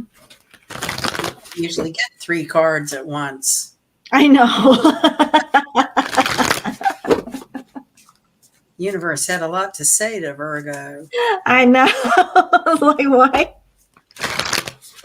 My dear Libra neighbor, we just celebrated her 80th birthday. Oh wow. And you know what? Mhm. You'd never believe she was 80 years old. She doesn't look it. She doesn't act it. She works 30 hours a week, lives by herself in her home with her dog, drives, Mhm. full of Mhm. energy, cooks. She is the Well, most I think healthy like 80-year-old I know. older people in this present moment, I feel like they're more proactive on their health, and Yeah. there's more people who are living longer. After COVID time, right? Like the ones with the whole COVID thing, like those didn't really make it, but the ones who actually persevered She and didn't take any medicine. She doesn't take any vaccine shots. She mhm. eats healthy. She eats healthy. Yeah, Her medicine is through her food. that's good. Yeah, Mhm. because like if you're doing like And how many she doesn't, I mean, I don't know if there's a perception of what 80 years old looks like, but I think we typically think of kind of a hunched over, moving slow, white haired person. And she's tall, erect, mobile, you know. well, she's Libra, Yeah. so she's Yeah. she's probably out socializing and doing beautiful things. She loves dogs. So she's who helped me in the dog training classes and Hmm. traveling with dogs. And yeah, but we had her sister from Kentucky came, and we took her out to a really nice, this old farmhouse. It's like a really nice restaurant. and she was really surprised. I had this really special cake made at this fancy bakery. It was a cherry dark forest cake. Oh, that sounds yummy. Oh my Yeah. god. It was beautiful. Mhm. And so yeah, I think she was really surprised, and I Oh, just can't believe she's 80. I've known her for about 10 years. We met through a job.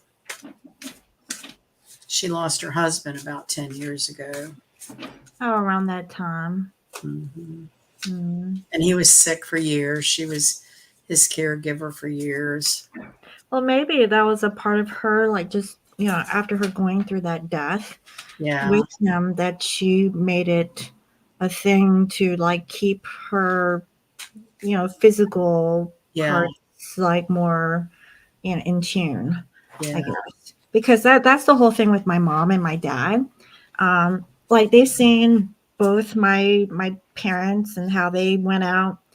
And so my mother, she makes an effort to go walking on a daily basis to just continuing to move around yeah, and do more active things and travel. And because she saw my grandmother, and she broke her hip, and after she broke her hip, like she had a hard time of moving around, and she didn't want that to happen. And plus my mom has osteoporosis, and so like that could be like a thing.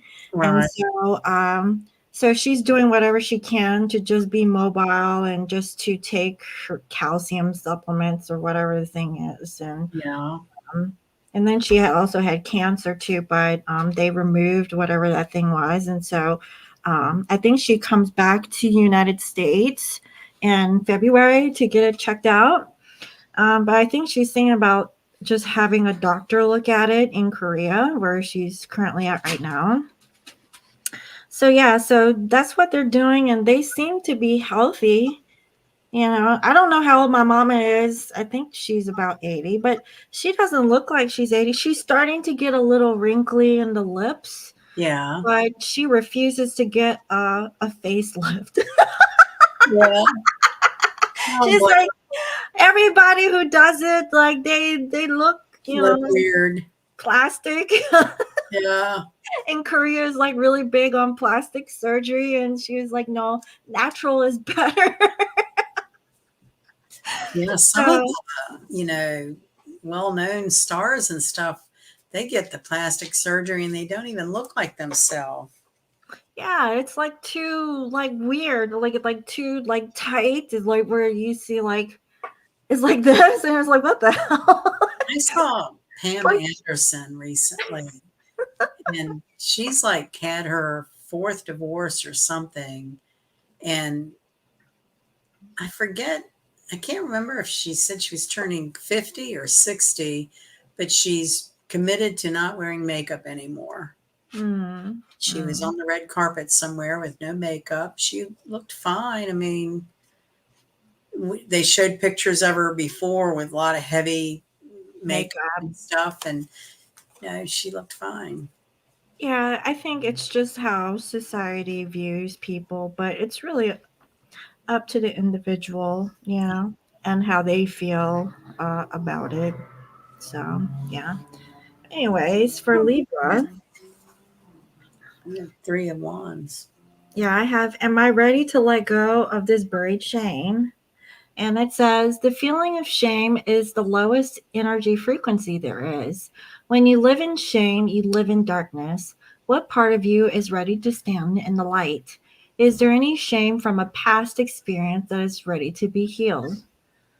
So it says, heal the shame by giving it a name, bring it to light, and let it be seen, heard, and healed. It's a revival season. Replace the shame with your soul's truth. So it says, my soul's truth is blank. Dot, dot, dot. Yeah. So I see your three wands. There must be something that you're looking towards the future. Um, so there must be something like internal inside Libra right now. So remember you're talking about like on the surface everything's looks smooth and Right. like nothing's going on, but down beneath the waters there's like a Yeah. lot of different directions that maybe Libra is Cross going currents. through. Yeah. Yeah. So that could be the thing that Libra is going through right now. So there must be shame, and shame is a very low vibrational frequency. Yeah. So there must be some stuff that needs to get purged for this new moon, um, Libra. So just let go, and it should be fine, and you'll feel free. Yeah. So yeah, Shabaka, how old is Pamela Anderson? I didn't know she stopped wearing makeup because of her makeup artist dying. oh, is that what that thing was? Yeah, that's what she said. She didn't want to replace her. I can't remember. They said her age, but I don't remember. I guess some people can get attached to their makeup artist because they're kind of like a hairdresser or something like that. Like, you don't want a new hairdresser because you've been having your hair done with them for years. And um, yeah, that could be a little traumatic, especially if you've been going them for a 57. good time. So, yeah, 57. Yeah, that's young. I mean, I'm consider. glad you said that. I don't like. I don't like. I feel like an old soul.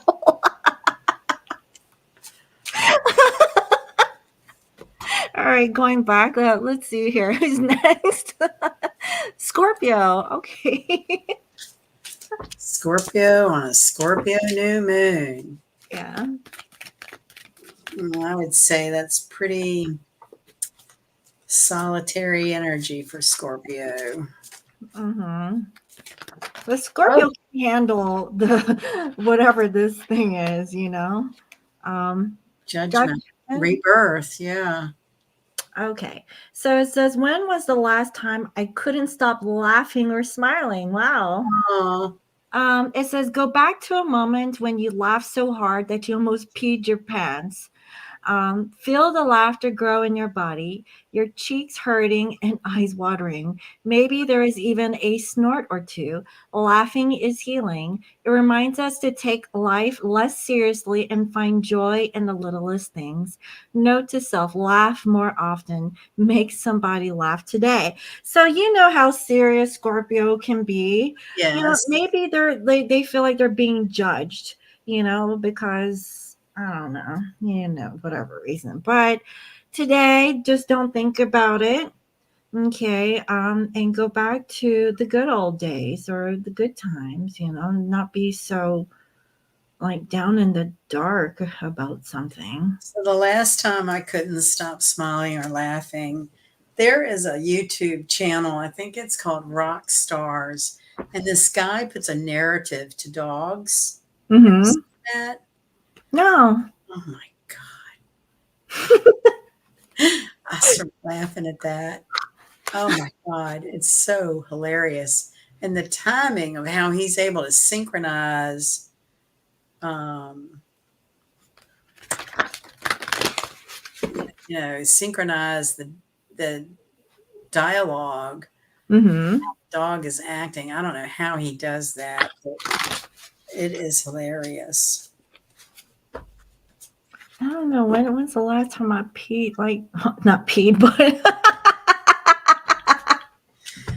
Well, there was another time recently. There was a comedy show on with that guy. His name is Bill Enval, Enval, I think. He's mm-hmm. the guy that kind of was one of those.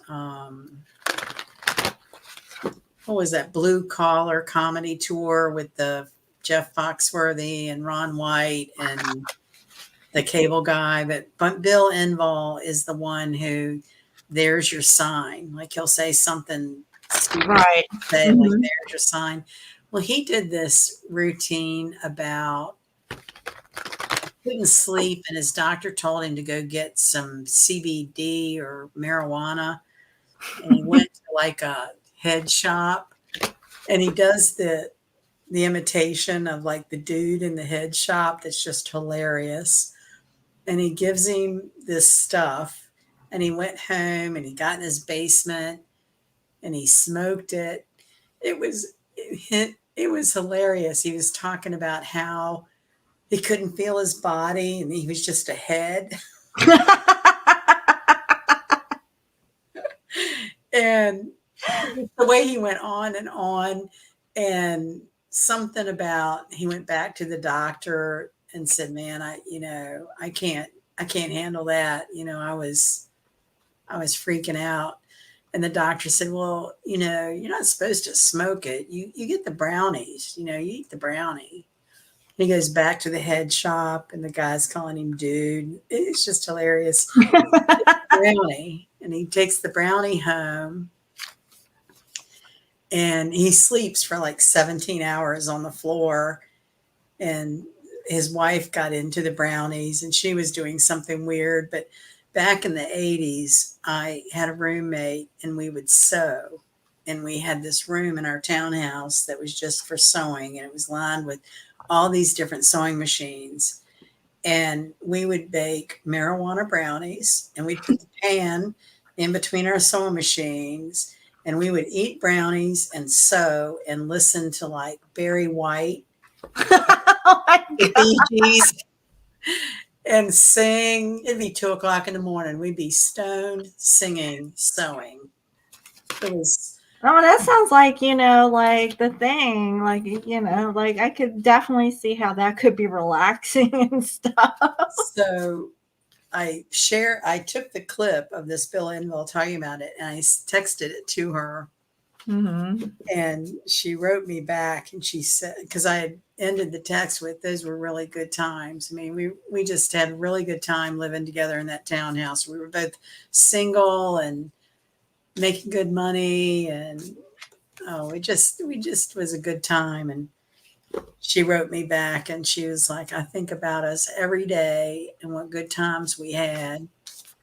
And she doesn't live near me, and she's quite a bit older than me, and it's like, I don't know, just it was good times. Yeah. Yeah. But she'd bake up those brownies, and we would, and then after we'd sew like that all night, we'd both zonk out for a day and sleep. Oh, after eating those hardcore brownies. So when he was talking about he fell asleep for 17 hours, I was like, "Oh yeah, I remember that." It was so funny. Yeah. So, Grandma was making salsa, and she didn't cover the blender, and she put everything. Oh my gosh, she made a huge mess. oh, I know. Like, was she high? Yeah. She forgot to put the lid on.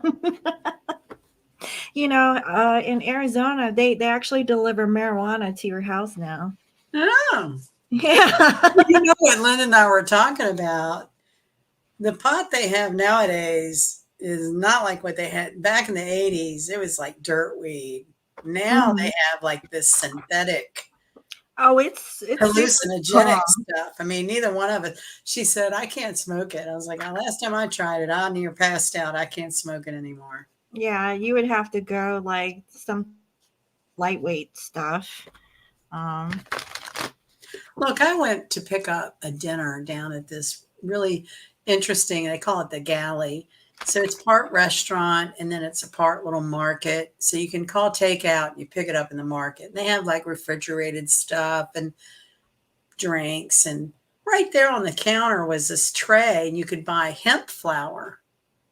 That's how they oh, packaged it, hemp flour. uh-huh. And I was like, well, it was like, I don't know, $15 for this hemp flour. So I brought it home, and I checked it out. I was like, "This is the strangest damn thing that I can go down the street from my house and pick this up and come home and smoke it, and it's legal." So have they legalized it in your state? I think it must be how it's marketed. It's hemp flour. I don't know. I mean, yeah, yes. I do know a girl that has one of those medical cards and goes to a dispensary. Okay. This was like right in like a retail checkout store. I thought that was so strange. It's like, yeah, we sell meats and, Yeah, you hemp know, flower. It's hemp yeah, flower. and hemp. And so I ordered it. I went online to this, it's called like spiritofherb.com. You look at herbs. And I ordered it again. And I don't know what they sent me, but I swear it almost scared me how it made me feel. I was so high. I was like, I can't do this. I'm too Yeah, high. you're gonna have to sprinkle that in with some tobacco. Yeah, yeah. There's something on this. It's more than a hemp flower. It's not the Yeah, flower I remember anyway. some powder stuff. Oh my God. They're lacing it with fentanyl or something. Next thing you know, you're like, I know. I was sitting there going, "Ooh, I got the jitters or something." It was weird. I don't know. It was weird. I was like, I don't want to yeah. do that anymore. That's not fun. No, it's not because like once you have like that chemical in there, and then you have to wait for it to kind of die out, and you're like, oh shit, well I'll never do that again. You know, like Linda and I used to smoke the hell out of pot back then.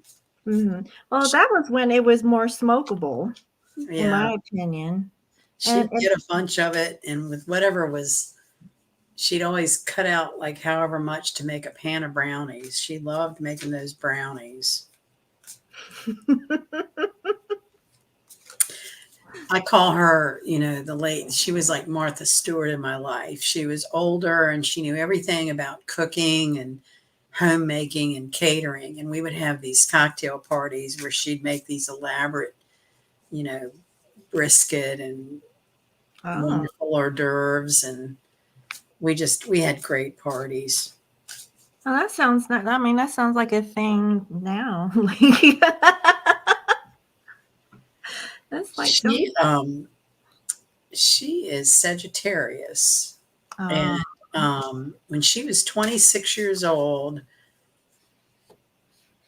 she just dropped a ton of weight overnight and went to the doctor, and they slammed her in the hospital with a 330 blood sugar. She was almost comatose. And hmm. she had had a flu, and the fever broke her pancreas. And like overnight, she became diabetic. And so, age 26, she started having to take 2 shots of insulin every day. Two. I Mhm. guess that's might be the normal She then. was really bad. And when she was in her late 50s, she became what's called a brittle diabetic, where your body rejects the insulin. Mm. Then she got what's called the insulin pump. Mhm. That worked really, really well for her for years. I was trying to figure that out. I think she's 69 years old now. And she's probably one of the healthiest diabetics. She has boxes and boxes and boxes of notebooks for all these years. Every day, she writes down what she eats, how many units of insulin, you know, if she exercised, she keeps Well, like you know track. what? Some of those scientists need to get a hold of her, like, box data because that could be like something. That's She's some. really pretty amazing. She doesn't have any of the normal diabetic kind of like neuropathy or vision issues or Mhm. kidneys, anything. And Well, it could be because maybe of her background and her. Well, I don't know if it was the brownies, but and she's had both hips replaced oh no. when she was in her 50s. Yeah, she had really bad knee pain.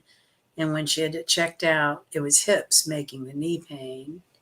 I And know that for a fact because, like, when I moved here, I didn't have a bed and I slept on the floor, oh, and that thing made so it was like my hip to my knee, oh, and when you're not sleeping on a bed, yes. my knee went out. I'm like, how the hell did my knee go out? I was like, I was sleeping on my hip, and like I couldn't walk on the leg. And I was like, Yeah. shit, what what is this? I've never There's felt some that. connection there. Yeah, because It has I to do with like deflecting the pain. Like, you think it's one thing and it's the other.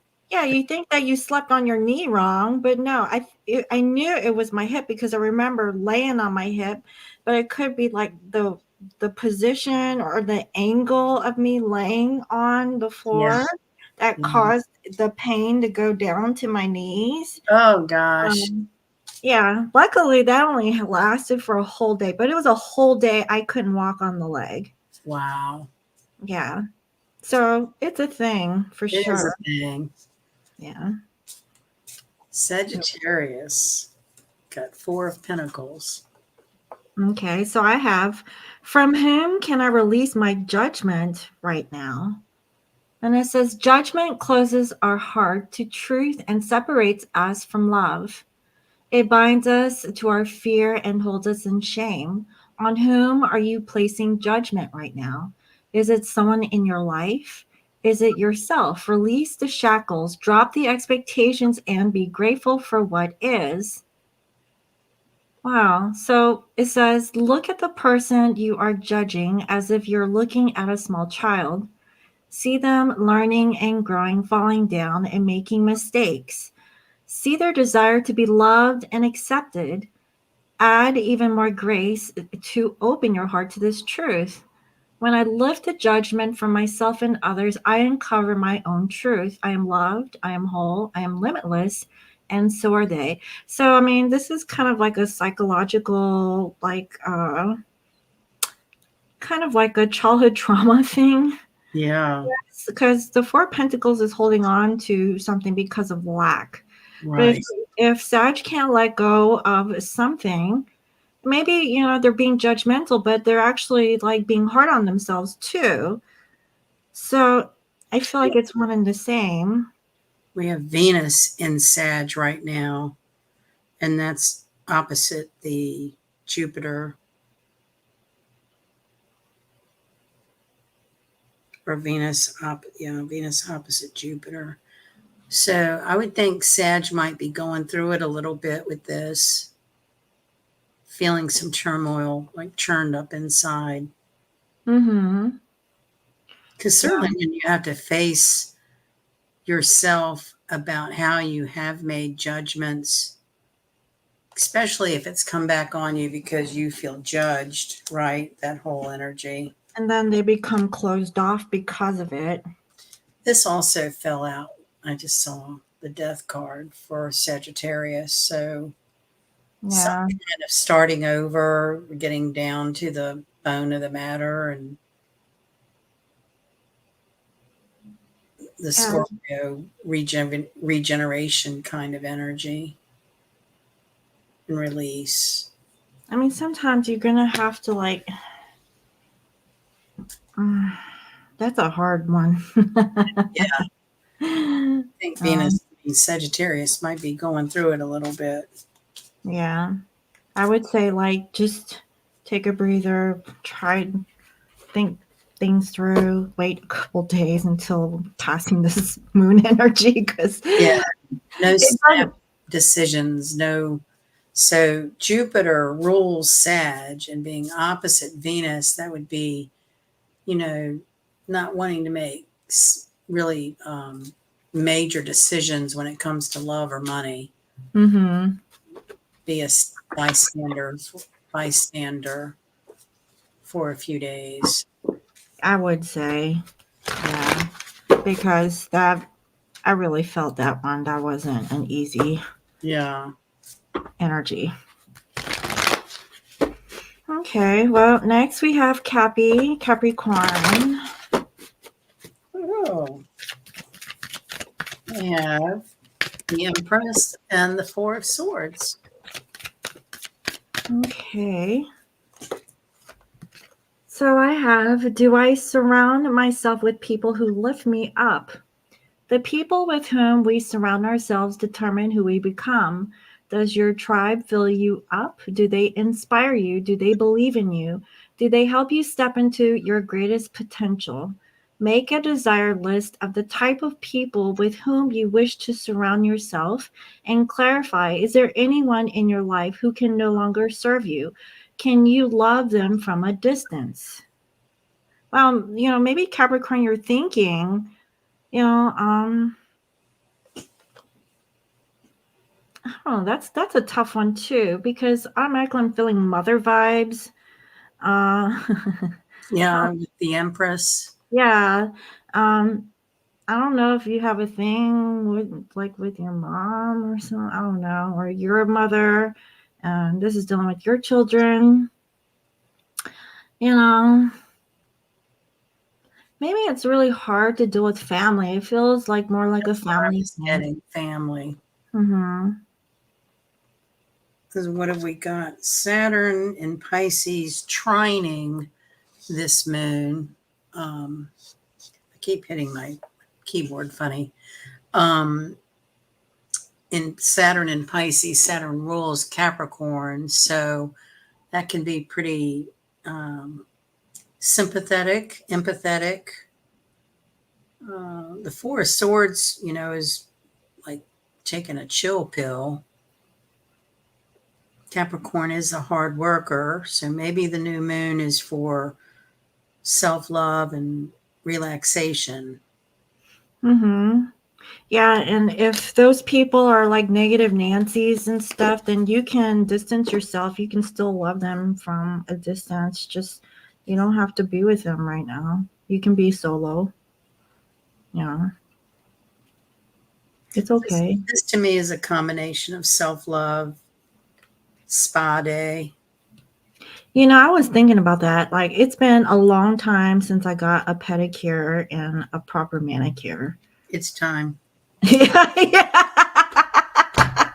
There you go. That's your answer. Because it's so dry over here, and I'm like, you know what? I need to like moisturize my whole body. Right. Like my feet is made out of rocks. I haven't been in a long time either, and I thought maybe this weekend I would try to do that. Well, I got so much to do, so I'm not really thinking about it, but I know I need it. So, but yeah, I don't know. It really depends on the time, but I know I need a pedicure. So you're going to laugh at this. The short story is I have free tickets to an Elvis show tomorrow night at a To a casino. what? So Okay. this friend of mine called. She says, I have free tickets to an Elvis show. You want to go? And it's at this casino I've never been to. It's about an What? hour. It's about an hour drive from here, but I'm going to go. It's free. Yeah, an hour is not that far. And it's at some casino that opened up out there that I've never been to a casino. You never. I walked in one door and out the other in Las Vegas, and that was it. No way. It was Reno. Yeah, I've never been. Wow, you need to go and at least play you some slots. I'll give myself like a $20 limit. Yeah, at least a 20 if that's, yeah, because it can get crazy. Yeah, Just don't drink when you're pulling slots. right. I know the lady I'm going with is the estate sales lady that I've worked with, and I've been helping her work some on the weekends at these estate sales. So it's had us have more contact with each other. She loves the casino. Whenever she Mm. can, she gets up there. I don't exactly know what she plays, but I'll be finding out. I love blackjack. Or it used to be my favorite. Um, the When I easiest. was in Reno, I it was Virginia City. It was this town set up like just for tourists, and it looked like an old Western town. And it was like a saloon, but it was a casino inside. And I walked in, and it was just like overstimulation, and I had no idea where to even start. So I just was like walked in, looked around, and went out the next door. Really? Well, Yeah, that's good. At least you don't have a bug or interest into like gambling or I like. don't have the money. Well, I mean, even still, like, even just like playing, the best time to go is on a Friday and Saturday. Okay. Why But is don't play on Sunday. I don't know, but when I went to the casinos, it would happen like that. You would win on Friday night, Saturday before midnight, mind you, okay? Like if you play oh, past 12 o'clock, that's when you start losing your money because they know that if you're living or you're like on vacation and Sunday is your last day, they know they'll come back for a last round and they'll take you for all you got. oh man, they'll get back what you won the rest Yeah. of the No, weekend. no, because I've been to the casino enough to know like there are little tricks. Yeah. I'm gonna have to at least find a slot machine, right? Yeah, I mean, so here's the thing: use your intuition. You Okay. go, bing, bing, bing. Oh, that's the one. Okay. Yeah. And or you want to like play one where somebody's been at for you want to sit and be the observer first and scan the room and then just look at it for a little bit and then if somebody's been on the machine and they just give up, play that machine Okay. because they've already put a lot in energy into it and then like the more that you play, eventually it'll hit because me and my other friend we used to play this machine. We'll just like tag team and Yeah. we'll play this machine in a little bar and then we will play it until we hit big and we'll know when it hits because we always get the payout. But anyways, So how much do you, when you say hits big, how much money are we talking about? thousands. Wow. Not like tens of thousands. What I mean is like we'll put in like a couple $100 and then we'll get at least and this is good for like a little machine. Yeah. Wow. Like a little like hole in the wall bar. Maybe truck money. Yeah. And then also like, in the actual casino, I went in there with it was $40 and I walked out of there with over $1,000. Great. Yeah. And that was a day where I was like, oh, this is all I got. I Right. wasn't even like, in the, Trying. the spirit. Right. Then I won. I was like, oh my God. I said, I don't believe I said, well, I'm walking out with this because I already know myself. Well, this place that they turned into a casino used to be a horse racing track. Oh, well, it already has like those vibes. And I went there once. I had never horse raced. And Mhm. I strictly went by the horses' names. And I won $75 off of a trifactor. Right. And I just Wow. thought that was it. That got me going. Mhm. It was $25 to get in this, what they called Jockey's Club, which was air conditioned with food and everything, instead of being outside. So you could place your bets inside and you were all comfortable and everything. So I won the $75 and then I got, you know, my ego got me. I was like, oh, I can make some more. So by the end of the day, when I left, I had broken even. I had my Mhm. $25 that I had spent to get in. And so I broke even. That's what happened when I went to Vegas.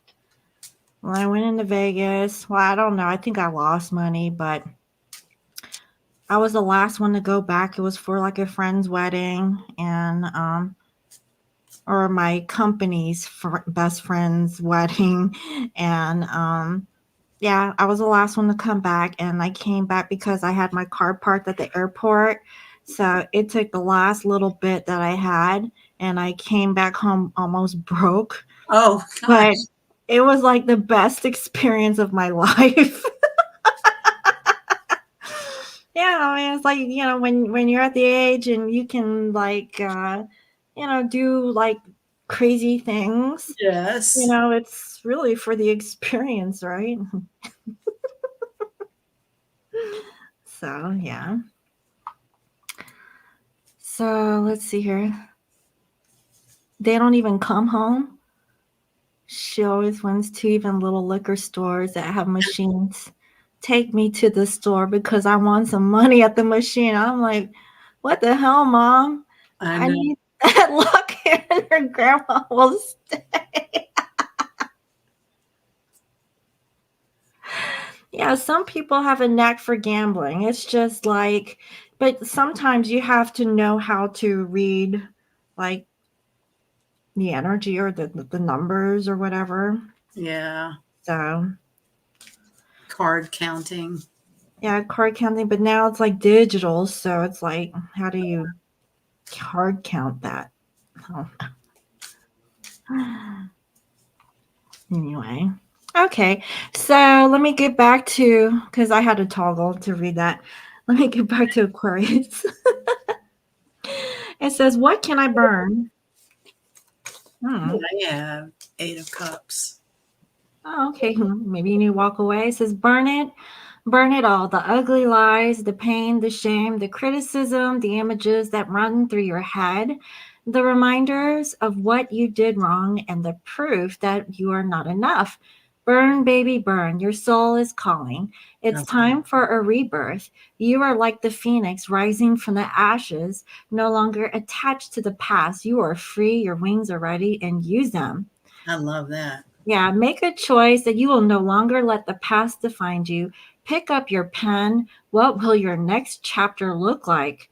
So, you were talking about chapters, like this energy or transit is about, chapters. So, maybe it's time to walk away from the past and move forward.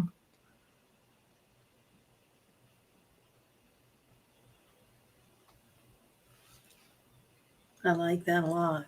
Mm Just walk away. hmm. Yeah. You know how a lot of people will say they'll be in an unfulfilling relationship for a really, really long time, and their excuse for staying is, but I've invested so much at this point.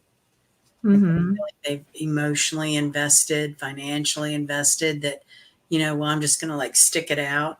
I think that is so sad. Yeah. Well, what happened, like my boyfriend, he was with his previous person for about 10 years. But the thing is that she placed like a guilt trip on him and she made him feel responsible for him to stay. And so, like, it was kind of like guilt tripping almost. Or gaslighting. Gaslighting, making him feel guilty. And so he felt like obligated to stay in that situation until like he finally mustered up the courage to say, hey, I'm not taking this anymore. Like, this isn't right, and blah, blah, blah. So, yeah. I've never understood that, but I've heard it consistently. Well, you Well, know, she was I'm, suicidal. She was trying to be like, well, don't leave me. uh, And she was like, like wanting to off herself or something. So, yeah, it can get serious, especially if you don't want to be like the person, right. and then they actually do it. And you're like, that's the thing that you have to live with the rest of your life. Um, so, yeah, it can be like really difficult Yeah. sometimes. Either way, whether you walk away or stay. Yeah. Mhm. Yeah. So, okay. So I know, right? Fun times. Pisces. Last but not least.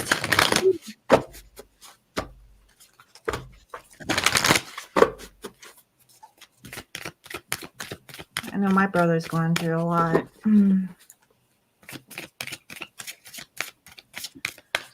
Knight of Pentacles for Oh Pisces. wow.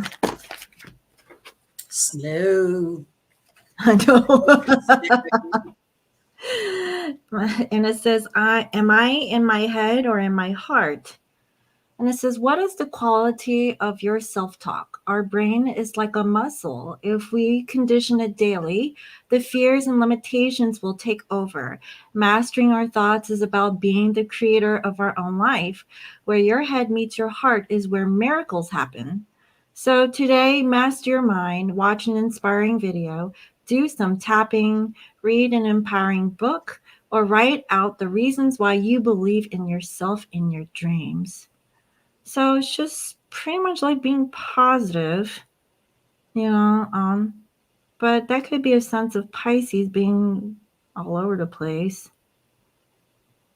Hmm. Well, Saturn is in Pisces right now. So as it's still retrograde, getting ready to station, Pisces would be feeling um, stalled somewhat. This Mm-hmm. night is a very slow night. Mm-hmm. So there might be that procrastination of trying to determine, is it my head or my heart? I would So say, I can say, like with my brother, like he had made decisions based off of logistics and um, just like practicality, yeah, as opposed to his heart. Because his wife asked him, would you take care of me? And obviously, every woman would want their husband or their right. boyfriend or whatever say, "Of course, sweetie, I will take care of Yes, you." Like, yes. I but will find you. yes, I will do whatever it takes to, like, be your knight in shining armor. But Yes. yeah, that shiny armor is like sitting stationary on his horse. That shiny armor is tarnished Yeah, it's like or getting rusty. rusty. So, like, yeah, so my brothers told her, well, babe, I really can't. It would make more sense if you had your family to kind of step in. And she did not want to hear that. I wouldn't either. Yeah. And I said, well, did you explain it to her? Because, like, if I was like in that condition because she was in like a stroke, and my husband said that to me, I'm like, what? Right. That would like really hurt me, like to the depths of my being, to be honest. And my brother being a Pisces, like, would he not feel that? But he's been drinking, hadn't he? Didn't you tell me he had been No, drinking? he quit Oh, he did quit? because he wanted to make a point or proof that he is better than the family that is supposedly helping out in a materialistic way. Yeah, that's where that is. So I'm like, okay. I know that this isn't for all Pisces. I'm just speaking on my. But don't you think he's going to stay with her? Yeah, I think so.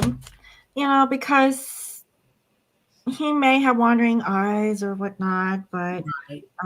I think he will stick with her because The babies, too. it's the babies. It's like my family's upbringing. So the thing about my family is that the grandfather would, had several women in their lives, and so that's why my dad and my mom, they match really well, because that happened to both of them and they have something that's relatable in that Right. situation. And so, like, with that, let's just say that generation, okay, so that's the reason why they stayed married, and they Well, really good. tried not to get a divorce because they wanted to prove a point that they're not going to be like their parents, right? Right. And so, like, with me and my brother, we don't want a toxic, loveless relationship, because what we've seen is that they love to hate each other, and they're, even though that they're staying together for the wrong reasons, it's like nobody wants to be in a relationship, for that thing. And Right. so, like, for my brother, he has a situation where there's like alcoholism and stuff, and there's a lot of manipulation that's involved. And um, I don't know. It's just, huh, I'm just trying to sit this one out. That's where I want to be. But, like, I have a feeling that there's a reason why I'm here too. Right. And right now I'm like being the observer, like just being on the sidelines and stuff. And I'm pretty sure um, I'm probably here at the opportune time for whenever Yeah. things happen. So, yeah, that's where that Said is. But earlier, everything happens for a reason. mhm. I think that they will try to endure, but it's really up to my sister-in-law if she really wants to do it. But based off of my conversation with her, she really does love my brother. Like I Right. can sense that. Like she, because we were supposed to like have coffee and stuff, and we never did because of the whole situation of her having that. And but she seems to be okay now. So yeah, that's like really rough energies. Yes, it has been. Yeah. Yes, it has been. I mean, look at just physically the earth between the fires and the floods and the hurricanes and the tornadoes. I mean, all up through the Northeast. Have you seen all these fires through New Jersey and up through Oh, Massachusetts? Yeah, I mean, I've been sitting here in this oven, so I've been just trying to stay cool in my part. It's funny because my hubby tells me that he'll take care of me and all that. Then he asks me if I will do the same, and I tell him I guess I have to. I'm so sarcastic like that. Uh, uh, you know, certain people just have that vibe where they understand each other's sarcasm, or the love is very deep tied, and they'll get through whatever comes their way. yeah, that's when you know that a relationship will work for the long term. When you can laugh about the serious stuff, or you know your partner well enough to where you can deal with whatever. Um, it may not be perfect, like no relationship is ever perfect, but it takes work to like really get to know the other person in a sense. And I know that people, some of them, they stay, because of convenience or comfort, or or investing, like you said, for way too long. Um, And but habit, and I don't know, certain people, I know I've known men and women both that, unless something else comes along, they just kind of stay with what they have. Like they don't want to be alone, and they'll tolerate a lot. especially when you get older, because it makes it more hard to kind of leave, especially if you've invested for way too long, and it's like, Yeah. okay, well, yeah, it's like it's kind of rough at this point, but You know, um, um, what was it, 2010, when Obamacare first came out? It's when I first got into health insurance, and older couples were getting divorced so mhm. they could afford their health care, because Wow. as a combined household income, they couldn't qualify for assistance. But if they were divorced and single incomes, then they could get more affordable premiums. I saw a lot of like long time marriages divorce. They lived together, everything stayed the same, but they filed for divorce to have that designation as single to get the government grants to help them with the cost of their health care. Wow, so that was like a while ago. Is that still like a thing now, or has it changed? It's changed a lot now. It's not as bad as it was before. Okay. Yeah, because I think that I think it would change by now a little bit to where It's um not mandatory now. It's one mhm, hmm, thing. hmm. They were penalizing people for not having health care, which that's changed. Yeah, because I think now you have a right to have health care or not now. Yeah. It's your choice. Right, it's your choice if you Yeah, but a lot of those what they call exchange plans, unless you qualify for some of that grant money. If you make too much income and just are outright purchasing a private medical plan, generally the deductibles are very high and the premiums are very high. So you're basically Like paying paying. your way anyway. Mhm. Mhm. It's it's it's just not a good industry at all. I was seeing something about insurance companies, and I read an article where there was a couple in California and they got penalized, or they had their insurance canceled because there was like some growth on their roof. And you know what? The satellite saw it as it was solar panels, and they just cut them off. And they were confused. Like, I don't understand. Where is the mold that they're talking about? So that is a great example of artificial intelligence. Mm-hmm. AI programs go into such automation, they don't have that ability to discern what Well, the you patient. would think that before they send that final letter out, that somebody with a human would actually look at it and say, "Hey," But I think it's just insurance companies are so like, I don't know, everything's automated with the insurance, you know. You know what they've started doing around here are these radar machines set up on sidewalks. And I've gotten 2 letters that are warnings about driving down this particular road. There's a school. And so I was trying to figure out why I was getting these warnings, because in a school zone, it's like 40 degrees, 40 miles an hour, unless the lights are flashing, when then it's 25 miles an hour. So now that I've seen, they've set up these, they look like trash disposals, but it's a camera. And Mhm. there are, it's a radar, and it picks up your license plate, which goes through the DMV and sends you a nasty letter that says, this is a warning. And they have like this period where they're like getting everybody braced for, because in an area north, like east at the beach, I've gotten dinged out there a couple of times where you don't even know that you're speeding or whatever, and you'll get a bill in the mail for $100 for speeding. Mhm. Mhm.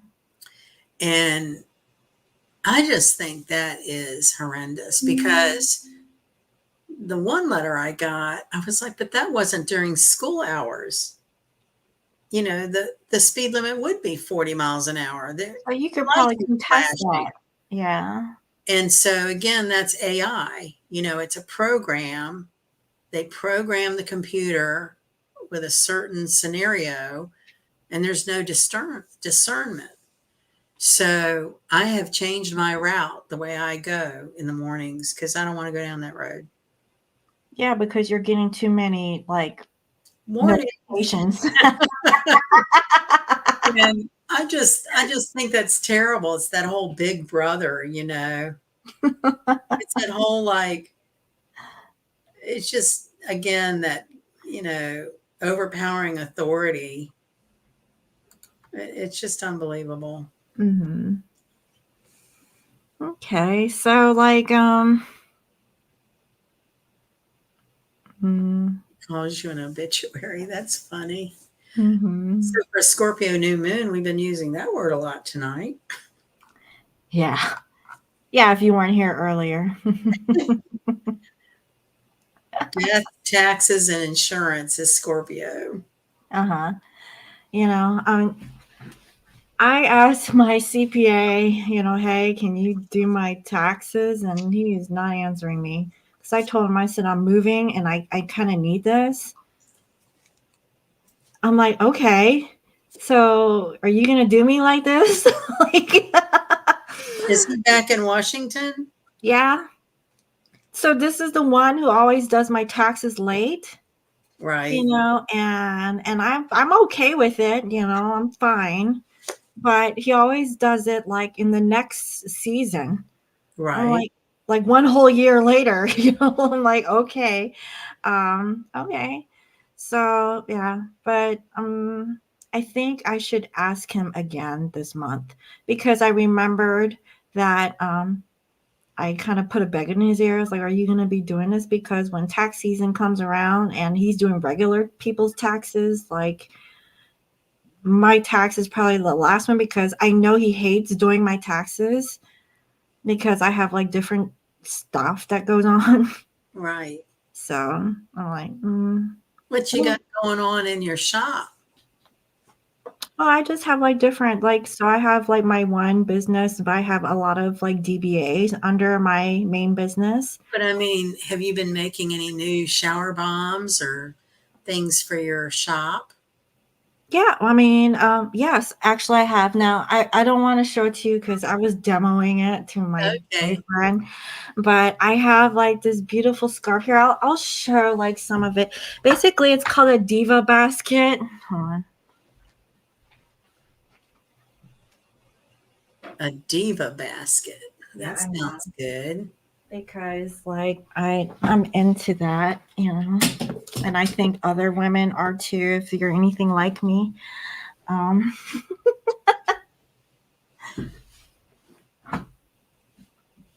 okay, so the thing that fell on the floor is, like, this little hair clip.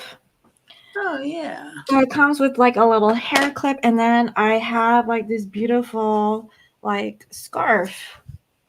Nice. Yeah, it's so big and it's so nice. You can use it in many different ways. Mhm. Yes. So I was thinking like this, and then you can wear the sunglasses. Oh, the sunglasses come with it? Yeah, it comes with the glasses, and then also, like, divas are always, like, into writing notes, right? Because 'Cause I'm a Virgo rising, right? Oh, yeah.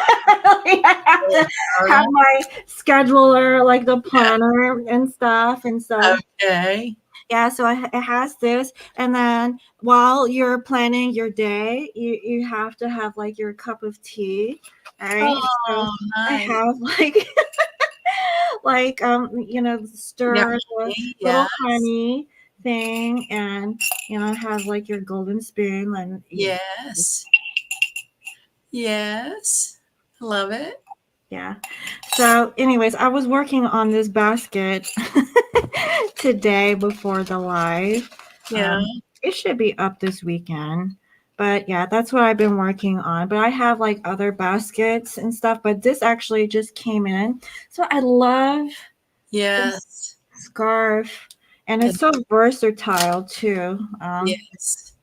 Like you can actually wear this as like uh, I've seen people use a belt and create Yes, I have too. yeah, like yeah, and then so anyways, I have this in like this color here, and then I have like a light, like creamy color, and Yeah. then I have black. So I have all the neutral colors. But yeah, If so Shiraka is still with us, I wonder if she's knitting her yeah, because ends. I s- I still have her thing, I do. and but I'll be using that in Norway whenever I could. Yeah. So yeah, so that's what I've been working on. Nice. Well, I'll have to make a visit to scorpiomoon.com. Oh no, that's at foxytees.com. Sorry. Tees.com. Yeah, Foxy Yes, I Tea. still knit. She's there. Yeah, so if you guys go to Foxy Tees, I put everything 40% off on those gift baskets. So, like, I have other types of gift baskets, so that's not like the only thing, but you won't see that today. You'll see it tomorrow or on the weekend. Nice. But I will put it on 40% for you guys since you guys are watching this. So, So um, I did an online auction the last 10 days. Tonight, last night was the end, and tomorrow people come and pick up what they bought. I had 51 items. It was through estatesales.net, and it was sort of a range of stuff, but I love these online auctions. I ended up buying some things that I'm going to upload to my Etsy shop. And it's Trifari is an old time costume jewelry manufacturer that was pretty well made, like in the 60s. And I picked up a Trifari necklace I'm going to upload, and some antique coins, and a bunch of iron keys, like skeleton keys, Oh, okay. That sounds interesting. and some old military. They're metal, but they look like stripes, like captain stripes, and like the patches you see, only these are metal. They're old, but anyway, so I've got to give my Etsy shop some love because I've been selling some stuff but not uploading new The new stuff. stuff. I Hmm. need to, and I have stuff to upload. I don't know what Well, happened. you're busy. I mean, you said you're working on like the insurance stuff, I right? do the insurance for Medicare the fall season, so that's a little bit of extra work. But Mm-hmm. yeah, I Yeah, enjoy the auctions and the Etsy shop though. I have a lot of fun with that. I do too. That's why I do them. Yeah. I also like to pack boxes too, guys.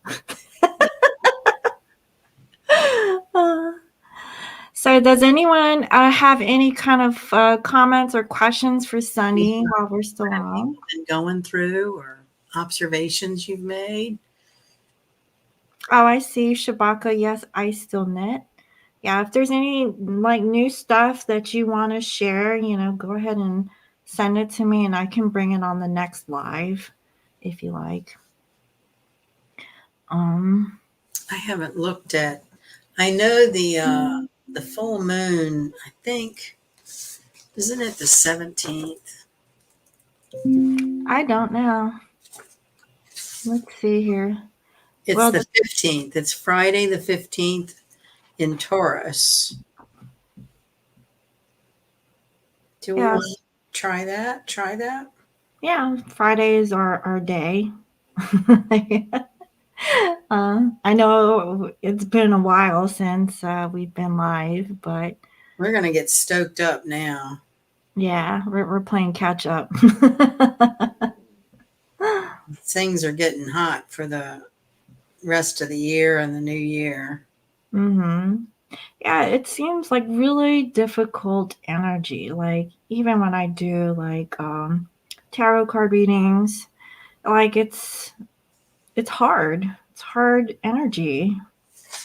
Definitely will try your patience and your tolerance. I know, and people they don't like that word. Chewbacca, when will my finances get better? Well, are you doing some positive affirmations daily? Like, I am abundant. My family and my friends are abundant. Well, Um, I would rather say like send me your knitted stuff and I'm gonna post that stuff up on the video. If you're into that. Like I'm happy to, if you send me the pictures, like if I got an order, I guess I would send it to you to ship directly, something like that we could work out. I'm happy to do that. hmm have is the same as I did last year. Emily knit. I haven't put anything new because I've been trying sweater. Oh, Well, okay. the stuff that you did last year is fine if you're trying to. I know I think you were putting stuff in a shop somewhere, if I Hmm. remember correctly. Yeah. But I am happy to help you get attention to that and sell it. My dad is a purse and he's Um, about it. so Oh, your dad is your purse. Oh. well, that's good. Dads Well, are good. yeah. I love that. I have a mama purse. I I don't have no purse. Yeah. I I have my purse, right? Yeah, it's just me and my purse alone. It's very rough. Um, Uh, what was I gonna say? Um, Taurus full moon. So money is Taurus, and I don't have my wallet on me, but I will make a note on the full moon to have that with me. There's an old silver dollar folklore or ritual or exercise that someone taught me a long time ago. So, always have some cash in your wallet because there's just a subconscious connection that that you have that you something. have money. It's like changing the mindset, even though you don't have it. You kind of fake it till you make it.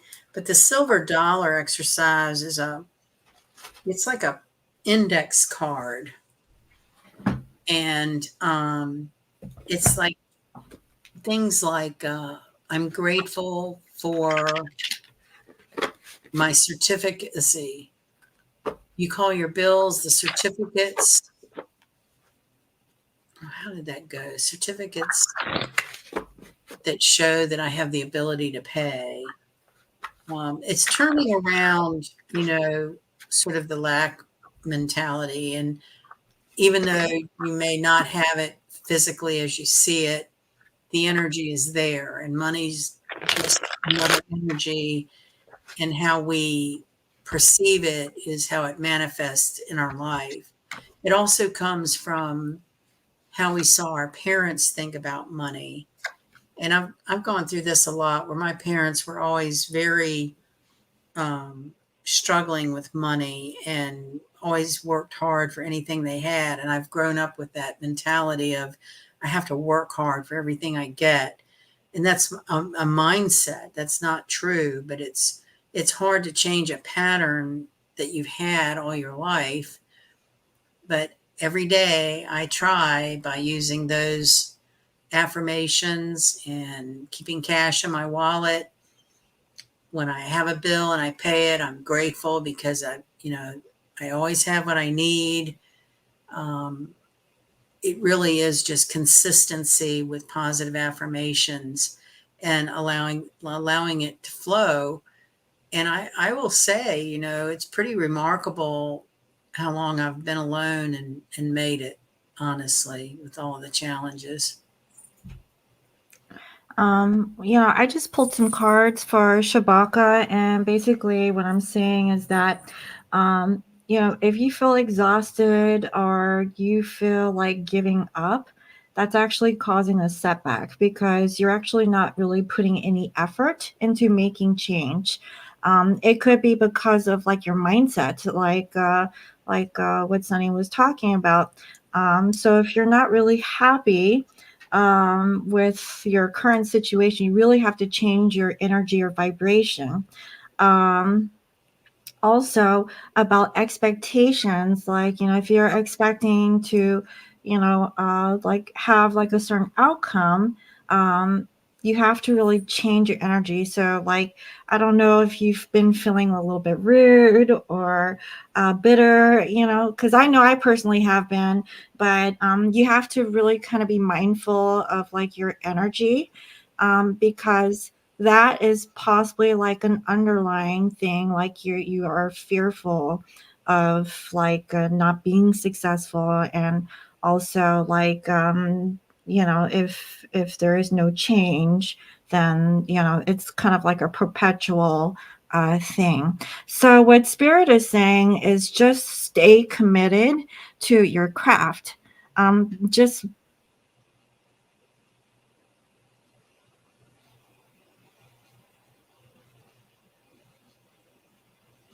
I think she froze.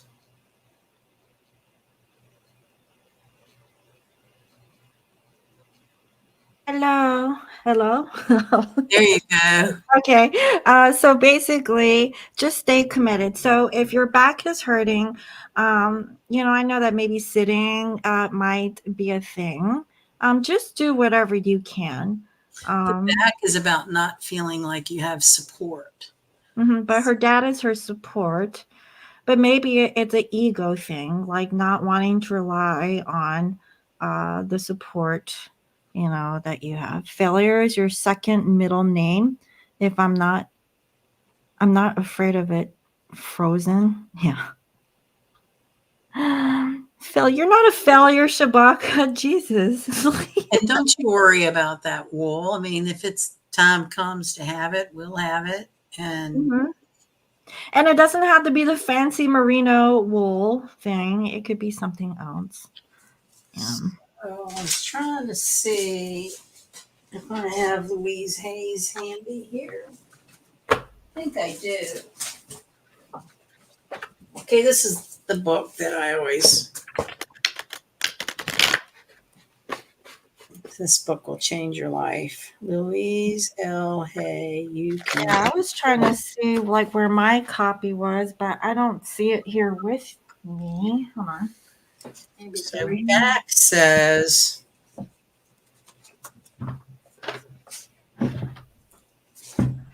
Oh, my pages are out of order. Hold on. I'm sorry. It's just falling apart. Hold on. Back. Ah, kitty. Kitty, move. Meow. Meow. Big backs represent the support of life, and your affirmation to use is I know that life always supports me. Hmm. So, upper back is feeling a lack of emotional support, feeling unloved, holding back love. The affirmation is I love and approve of myself. Life supports and loves me. The middle back represents guilt, stuck in all of that stuff back there. Get off my back. The affirmation is I release the past. I am free to move forward with love in my heart.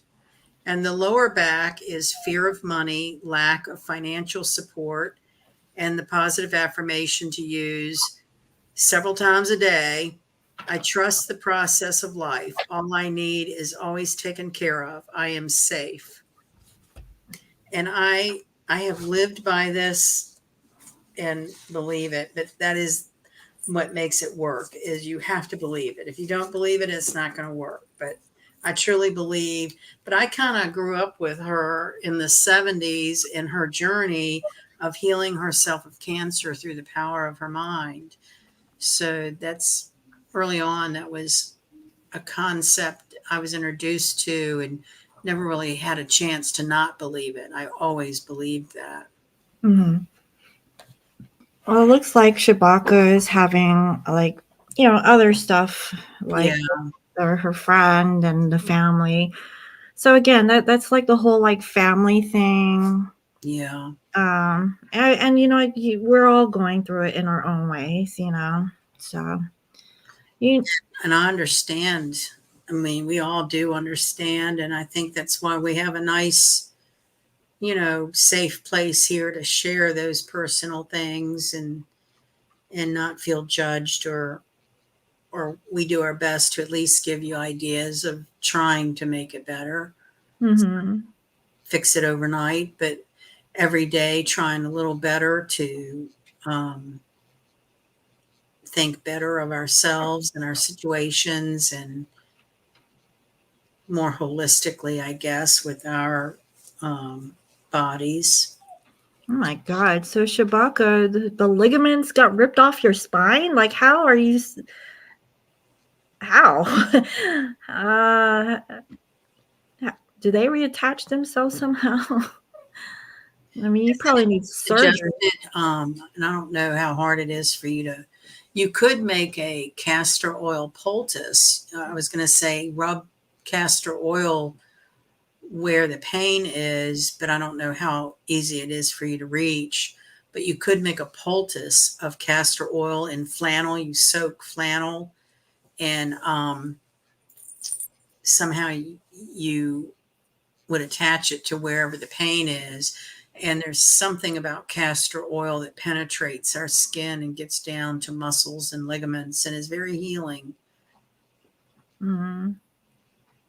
So I saw a question I think Alicia had earlier up about wanting information on her job. Was that what I saw? Hmm. Yeah, I see it. Can I get advice on my work situation? Yeah, okay.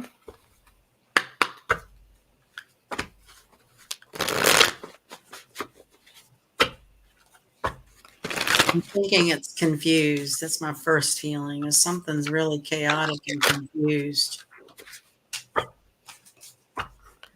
I'm feeling very confused. I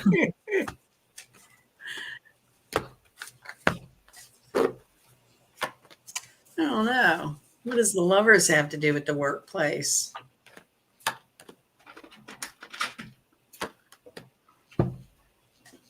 What else does the lovers mean?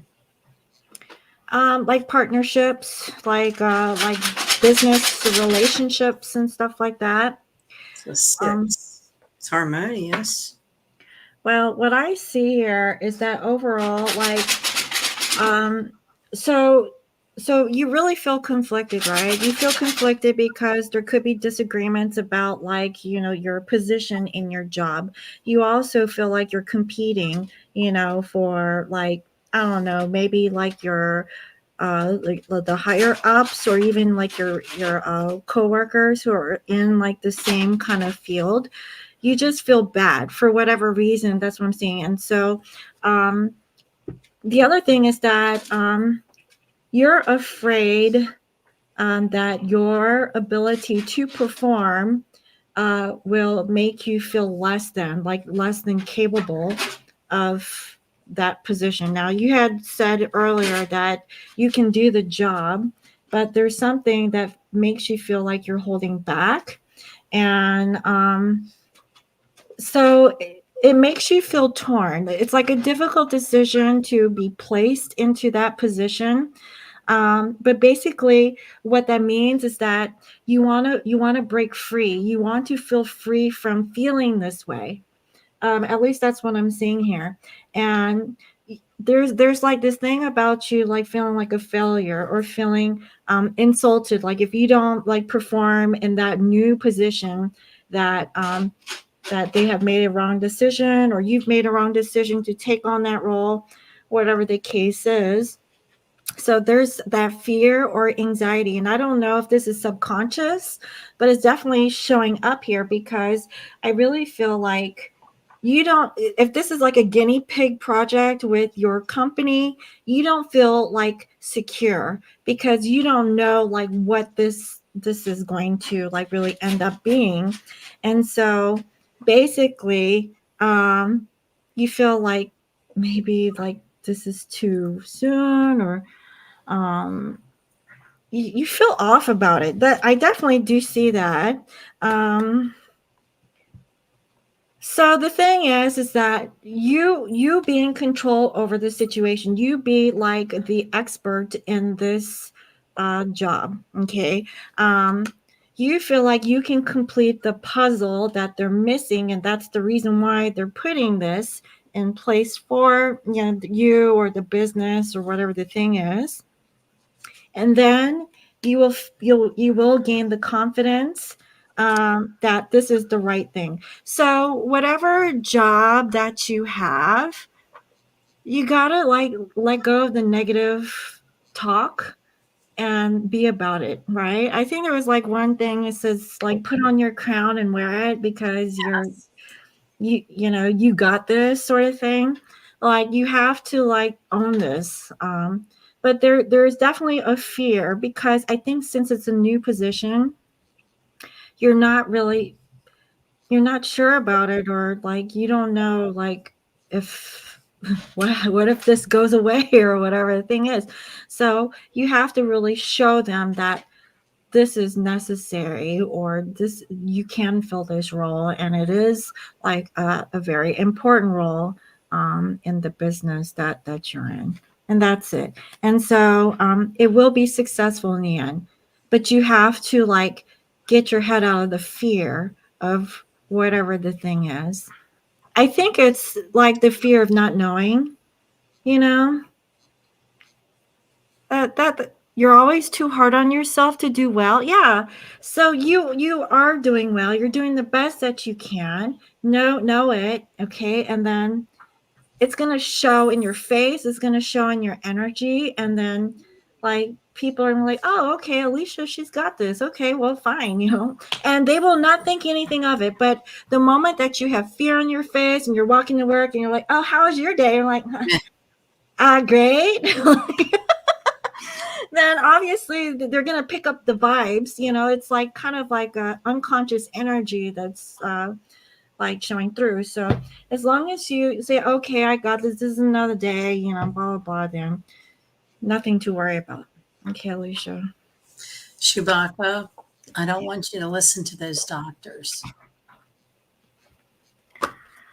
Let's see. Okay, I'm missing something here. Well, Chewbacca was just explaining about her injury early in life and the doctors put some negative juju on her. And again, it's we manifest what we Okay. believe, you know. Yeah, it's really about like your belief. Do you believe what the doctors are saying to you, or do you believe that you can overcome that? Because if they put that negative programming into your mind that it's gonna be like that, then it will end up being like that. But I Right. really feel like, okay, like what Sunny was talking about, like you can heal yourself because that lady had cancer, right? Like I really do believe that if you program your mindset on like That's the even key is you have to believe your mind has the power to heal. yes, yeah. That's the And key. isn't like Joe Dispenza, like is wasn't he the same too? Who? Joe Dispenza, like didn't he have like another situation with himself, and then he started to do positive affirmation, like they told him that he would never like walk or it was something like that, and then he was able to at I some point. know, and this wasn't near as serious as what you're talking about, but years ago, I had a tennis injury that was a sprained hip flexor, which is tied into like the inner part of that muscle with your sciatic nerve. And it was so painful. And I tried physical therapy, I tried acupuncture, and the thing that ultimately helped was 1 week I would go to the acupuncturist and 1 week I would go to physical therapy, and I would alternate. I did that for about 2 months and it helped it a lot. So Yeah, for me, like, no joke, guys. Like, I was doing tarot so much where my wrists were actually hurting from doing the shuffling. And it was because of the angle I was sitting at and the desk that I was in and the chair. It was like a combination of everything. And I kid you not, my wrist felt tingly and numb. And I was overworking myself, and I try to like not say anything about it because the show must go on, right? But my arm actually was on this side. It was like really like in knots all the way down to where I couldn't really feel my fingertips. And so basically I changed to like a sitting chair. I elevated, like I changed like to like angle. my keyboard to like one of these ergonomic like type keyboards, and You bring basically your desk with you.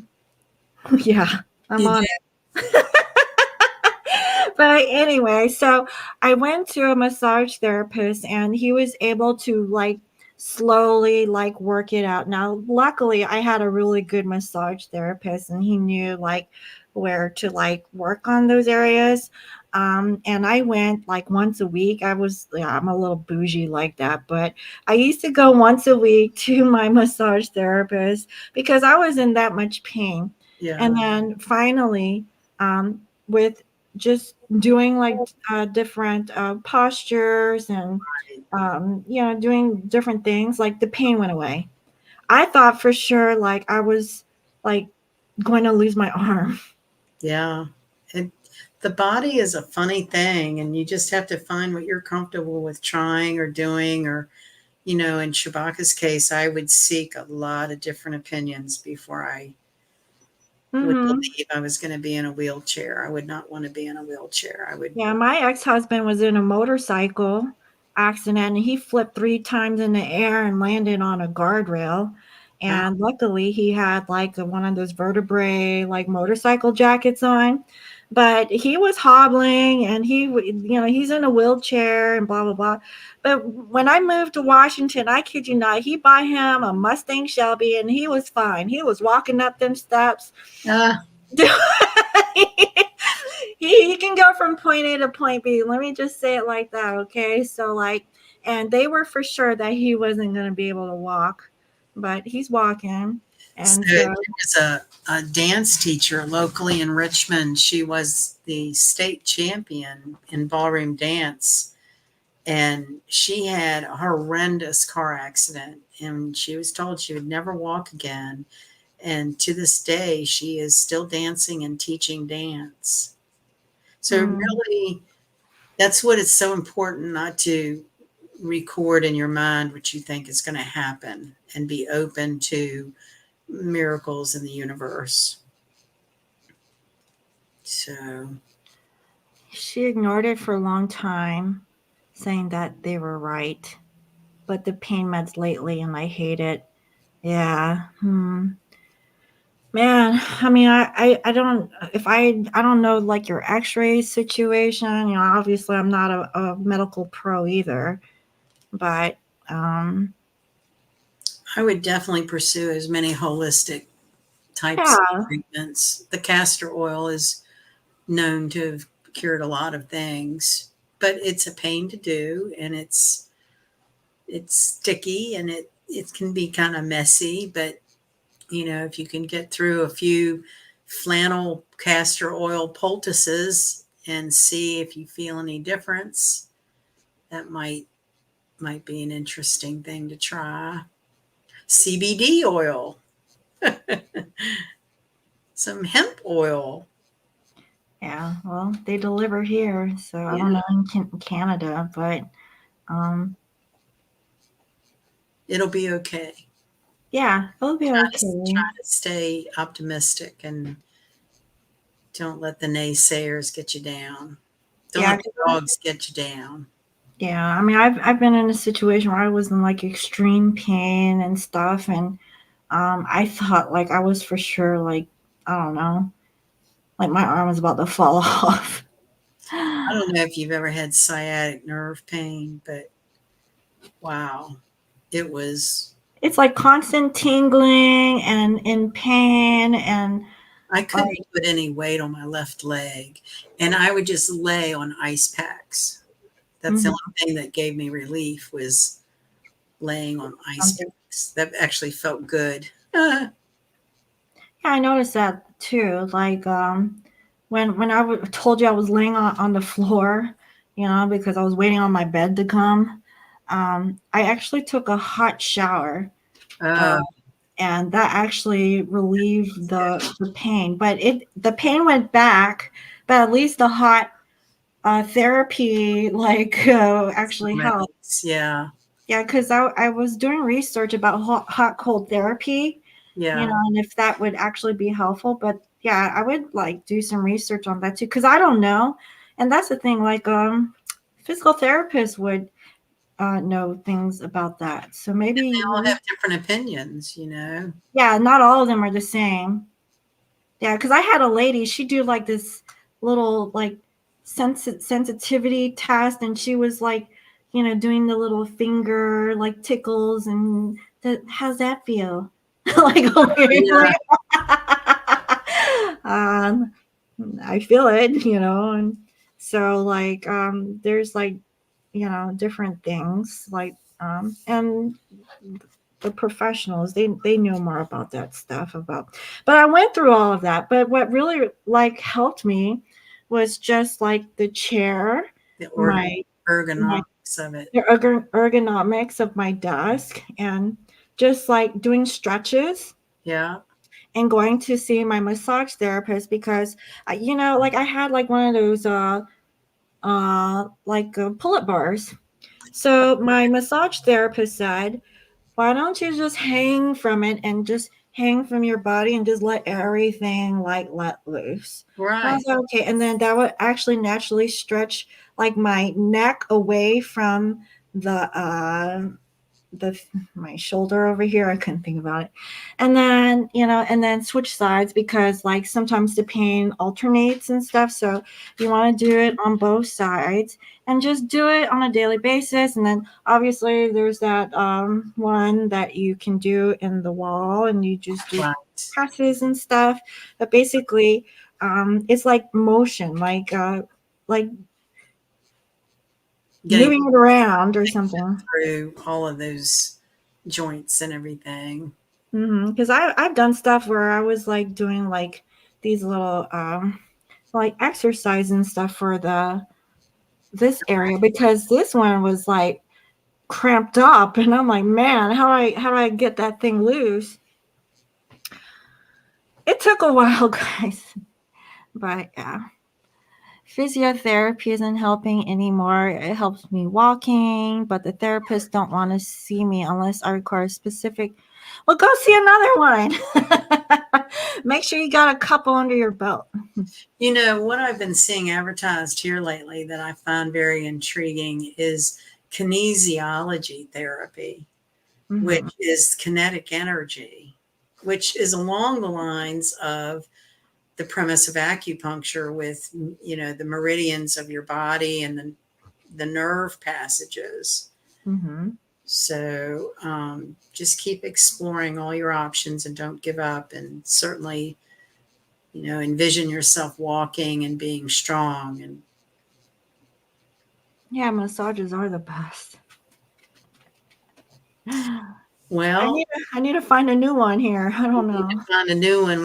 Both need to try to find a pedicure this weekend. That would be a good way to Oh do yeah, it. that would be a good starter too. Like my feet need some help. Like, Mine too. Well, this has been great catching up, and mhm. I'm glad you're moved and getting somewhat settled. And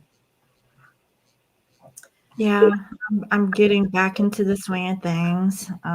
Finally. Like it was a rough move, guys. I drove through snow, by the way. Um, that was not on the itinerary, but yeah, I drove through clouds. I drove through snow. I thought I wasn't gonna make it, that's and scary. drove through the freaking tundra or whatever you want to call that, the desert. Yeah, it was it was crazy. I couldn't believe I went through that, and I don't think I want to go through it again. I can't get a massage. They can only stretch. Yeah, just do stretching.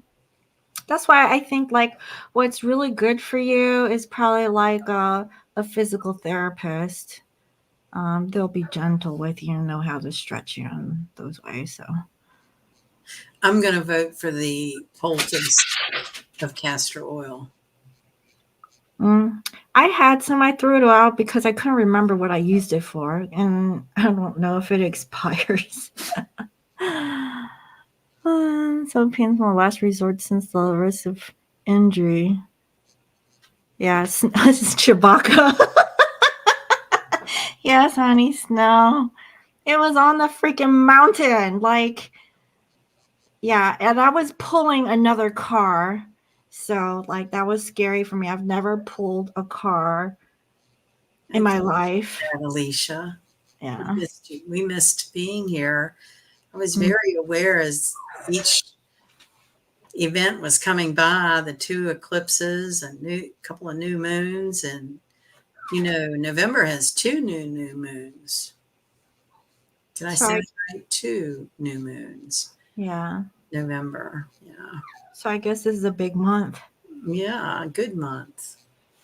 Yeah. It's only getting better from here. We've been through the worst. We've been pulled through a knothole.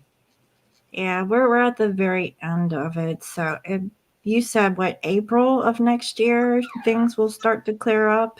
I think they're clearing up, but we'll definitely feel a significant shift, the significance of these shifts that we're transiting through by April, Mm-hmm.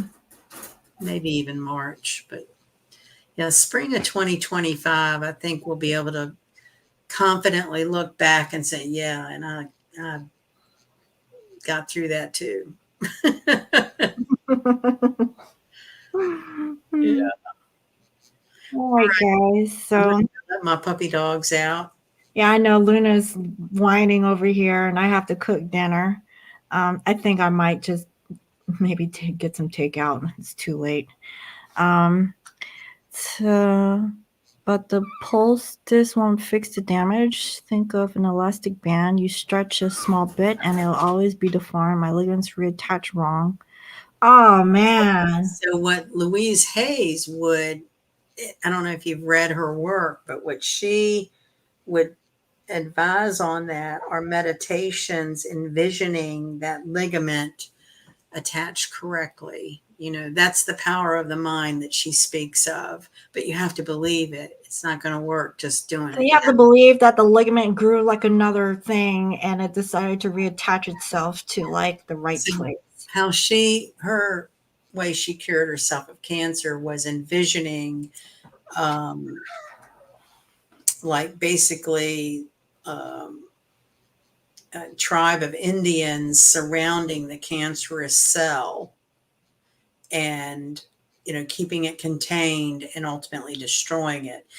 And it was, consistency, mindfulness on a daily basis, and some other things. But basically, what her book explains is about the envisioning what it is you're trying to heal. Mm, You have to believe that works. If you don't believe that works, then it's, that's that's half the battle right there, or actually the battle. that that is the thing. Mm-hmm. But we'll be praying for you, and I think you have better things ahead for you. And I know you've been through a tough time, and it will get better. Mm-hmm. We Yeah. can meditation, all praying and envisioning healthy ligaments, Yes. like a group directed energy kind of healing. Mm-hmm. Mm-hmm. Keep the faith. Yes. I know it's hard. It We're is. all going through it, but yeah, we got each other. All right, Yes. guys. So I'm going to let you guys go. And if you guys want to book a reading with Sunny, you can go to her website. It's linemountainhealing.com. And I believe you have your Etsy shop, but Yes. yeah, you can take a look. It's Line Mountain Relics, right? Yes. At At Etsy. Etsy. You can get through it through lionmountainhealing.com. Yes. Yeah. Yeah. I got some good stuff I'm getting ready to upload if you like old relics. Mm-hmm. Oh yeah. Like I got rid of my antique mirror. I've had that. I don't know if I've shown it. Maybe some of you guys have seen it, like on the lives or whatever. But I finally got rid of it, and I love that mirror. It's Oh, beautiful. But my new place has so many mirrors. I don't need it anymore. And the antique was clashing with everything else in here, so I got rid of it. So, well, but you're in yeah. a new place with new opportunity, and Mm-hmm. just keep on keeping on, and we'll get together again in a couple of weeks. Mm-hmm.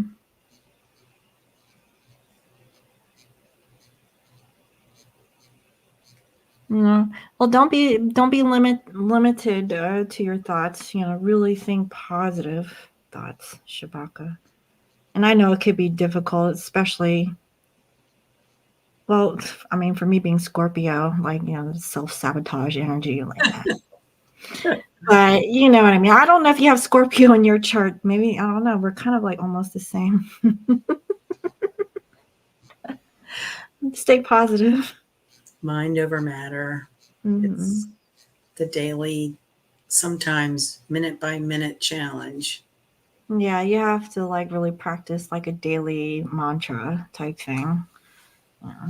So, Don't give in. Don't give in. mm, Father was on oxygen and heart failure, lung failure, you name it, failure. And he just every day would say, just keep moving, just keep moving. mm-hmm. And there are plenty of mornings when my arthritis is giving me a fit, and I just think of him and how pitiful he was carrying around an oxygen tank, for God's sake. And he'd say, just keep moving. And that's kind of what gets me going. And that hot shower makes all those achy joints get going. So it's just every day trying to do the best we can. Mm-hmm. You're a full Virgo.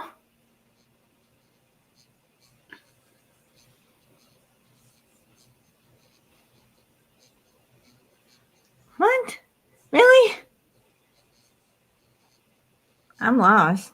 Are you? Or No, is my memory going bad?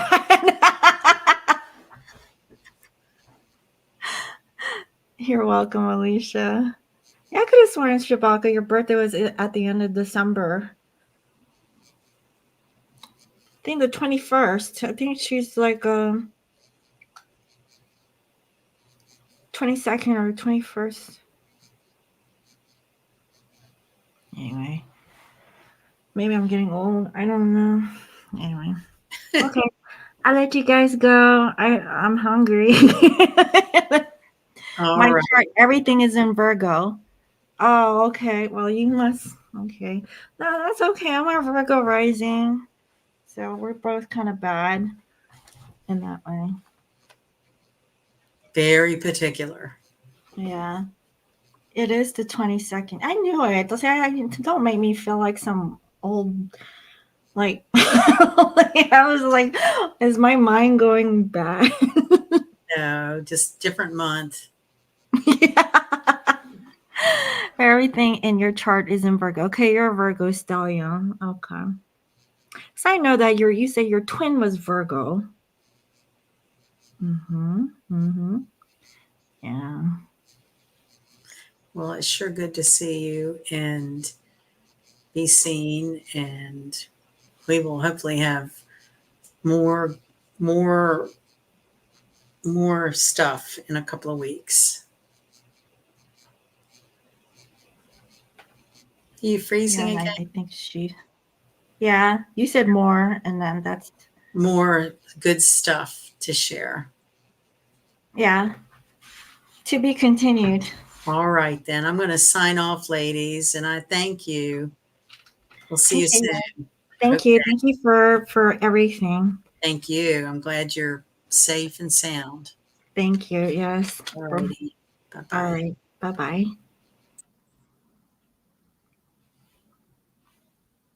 All right. Bye, guys. I'll see you guys next week. Okay. Bye.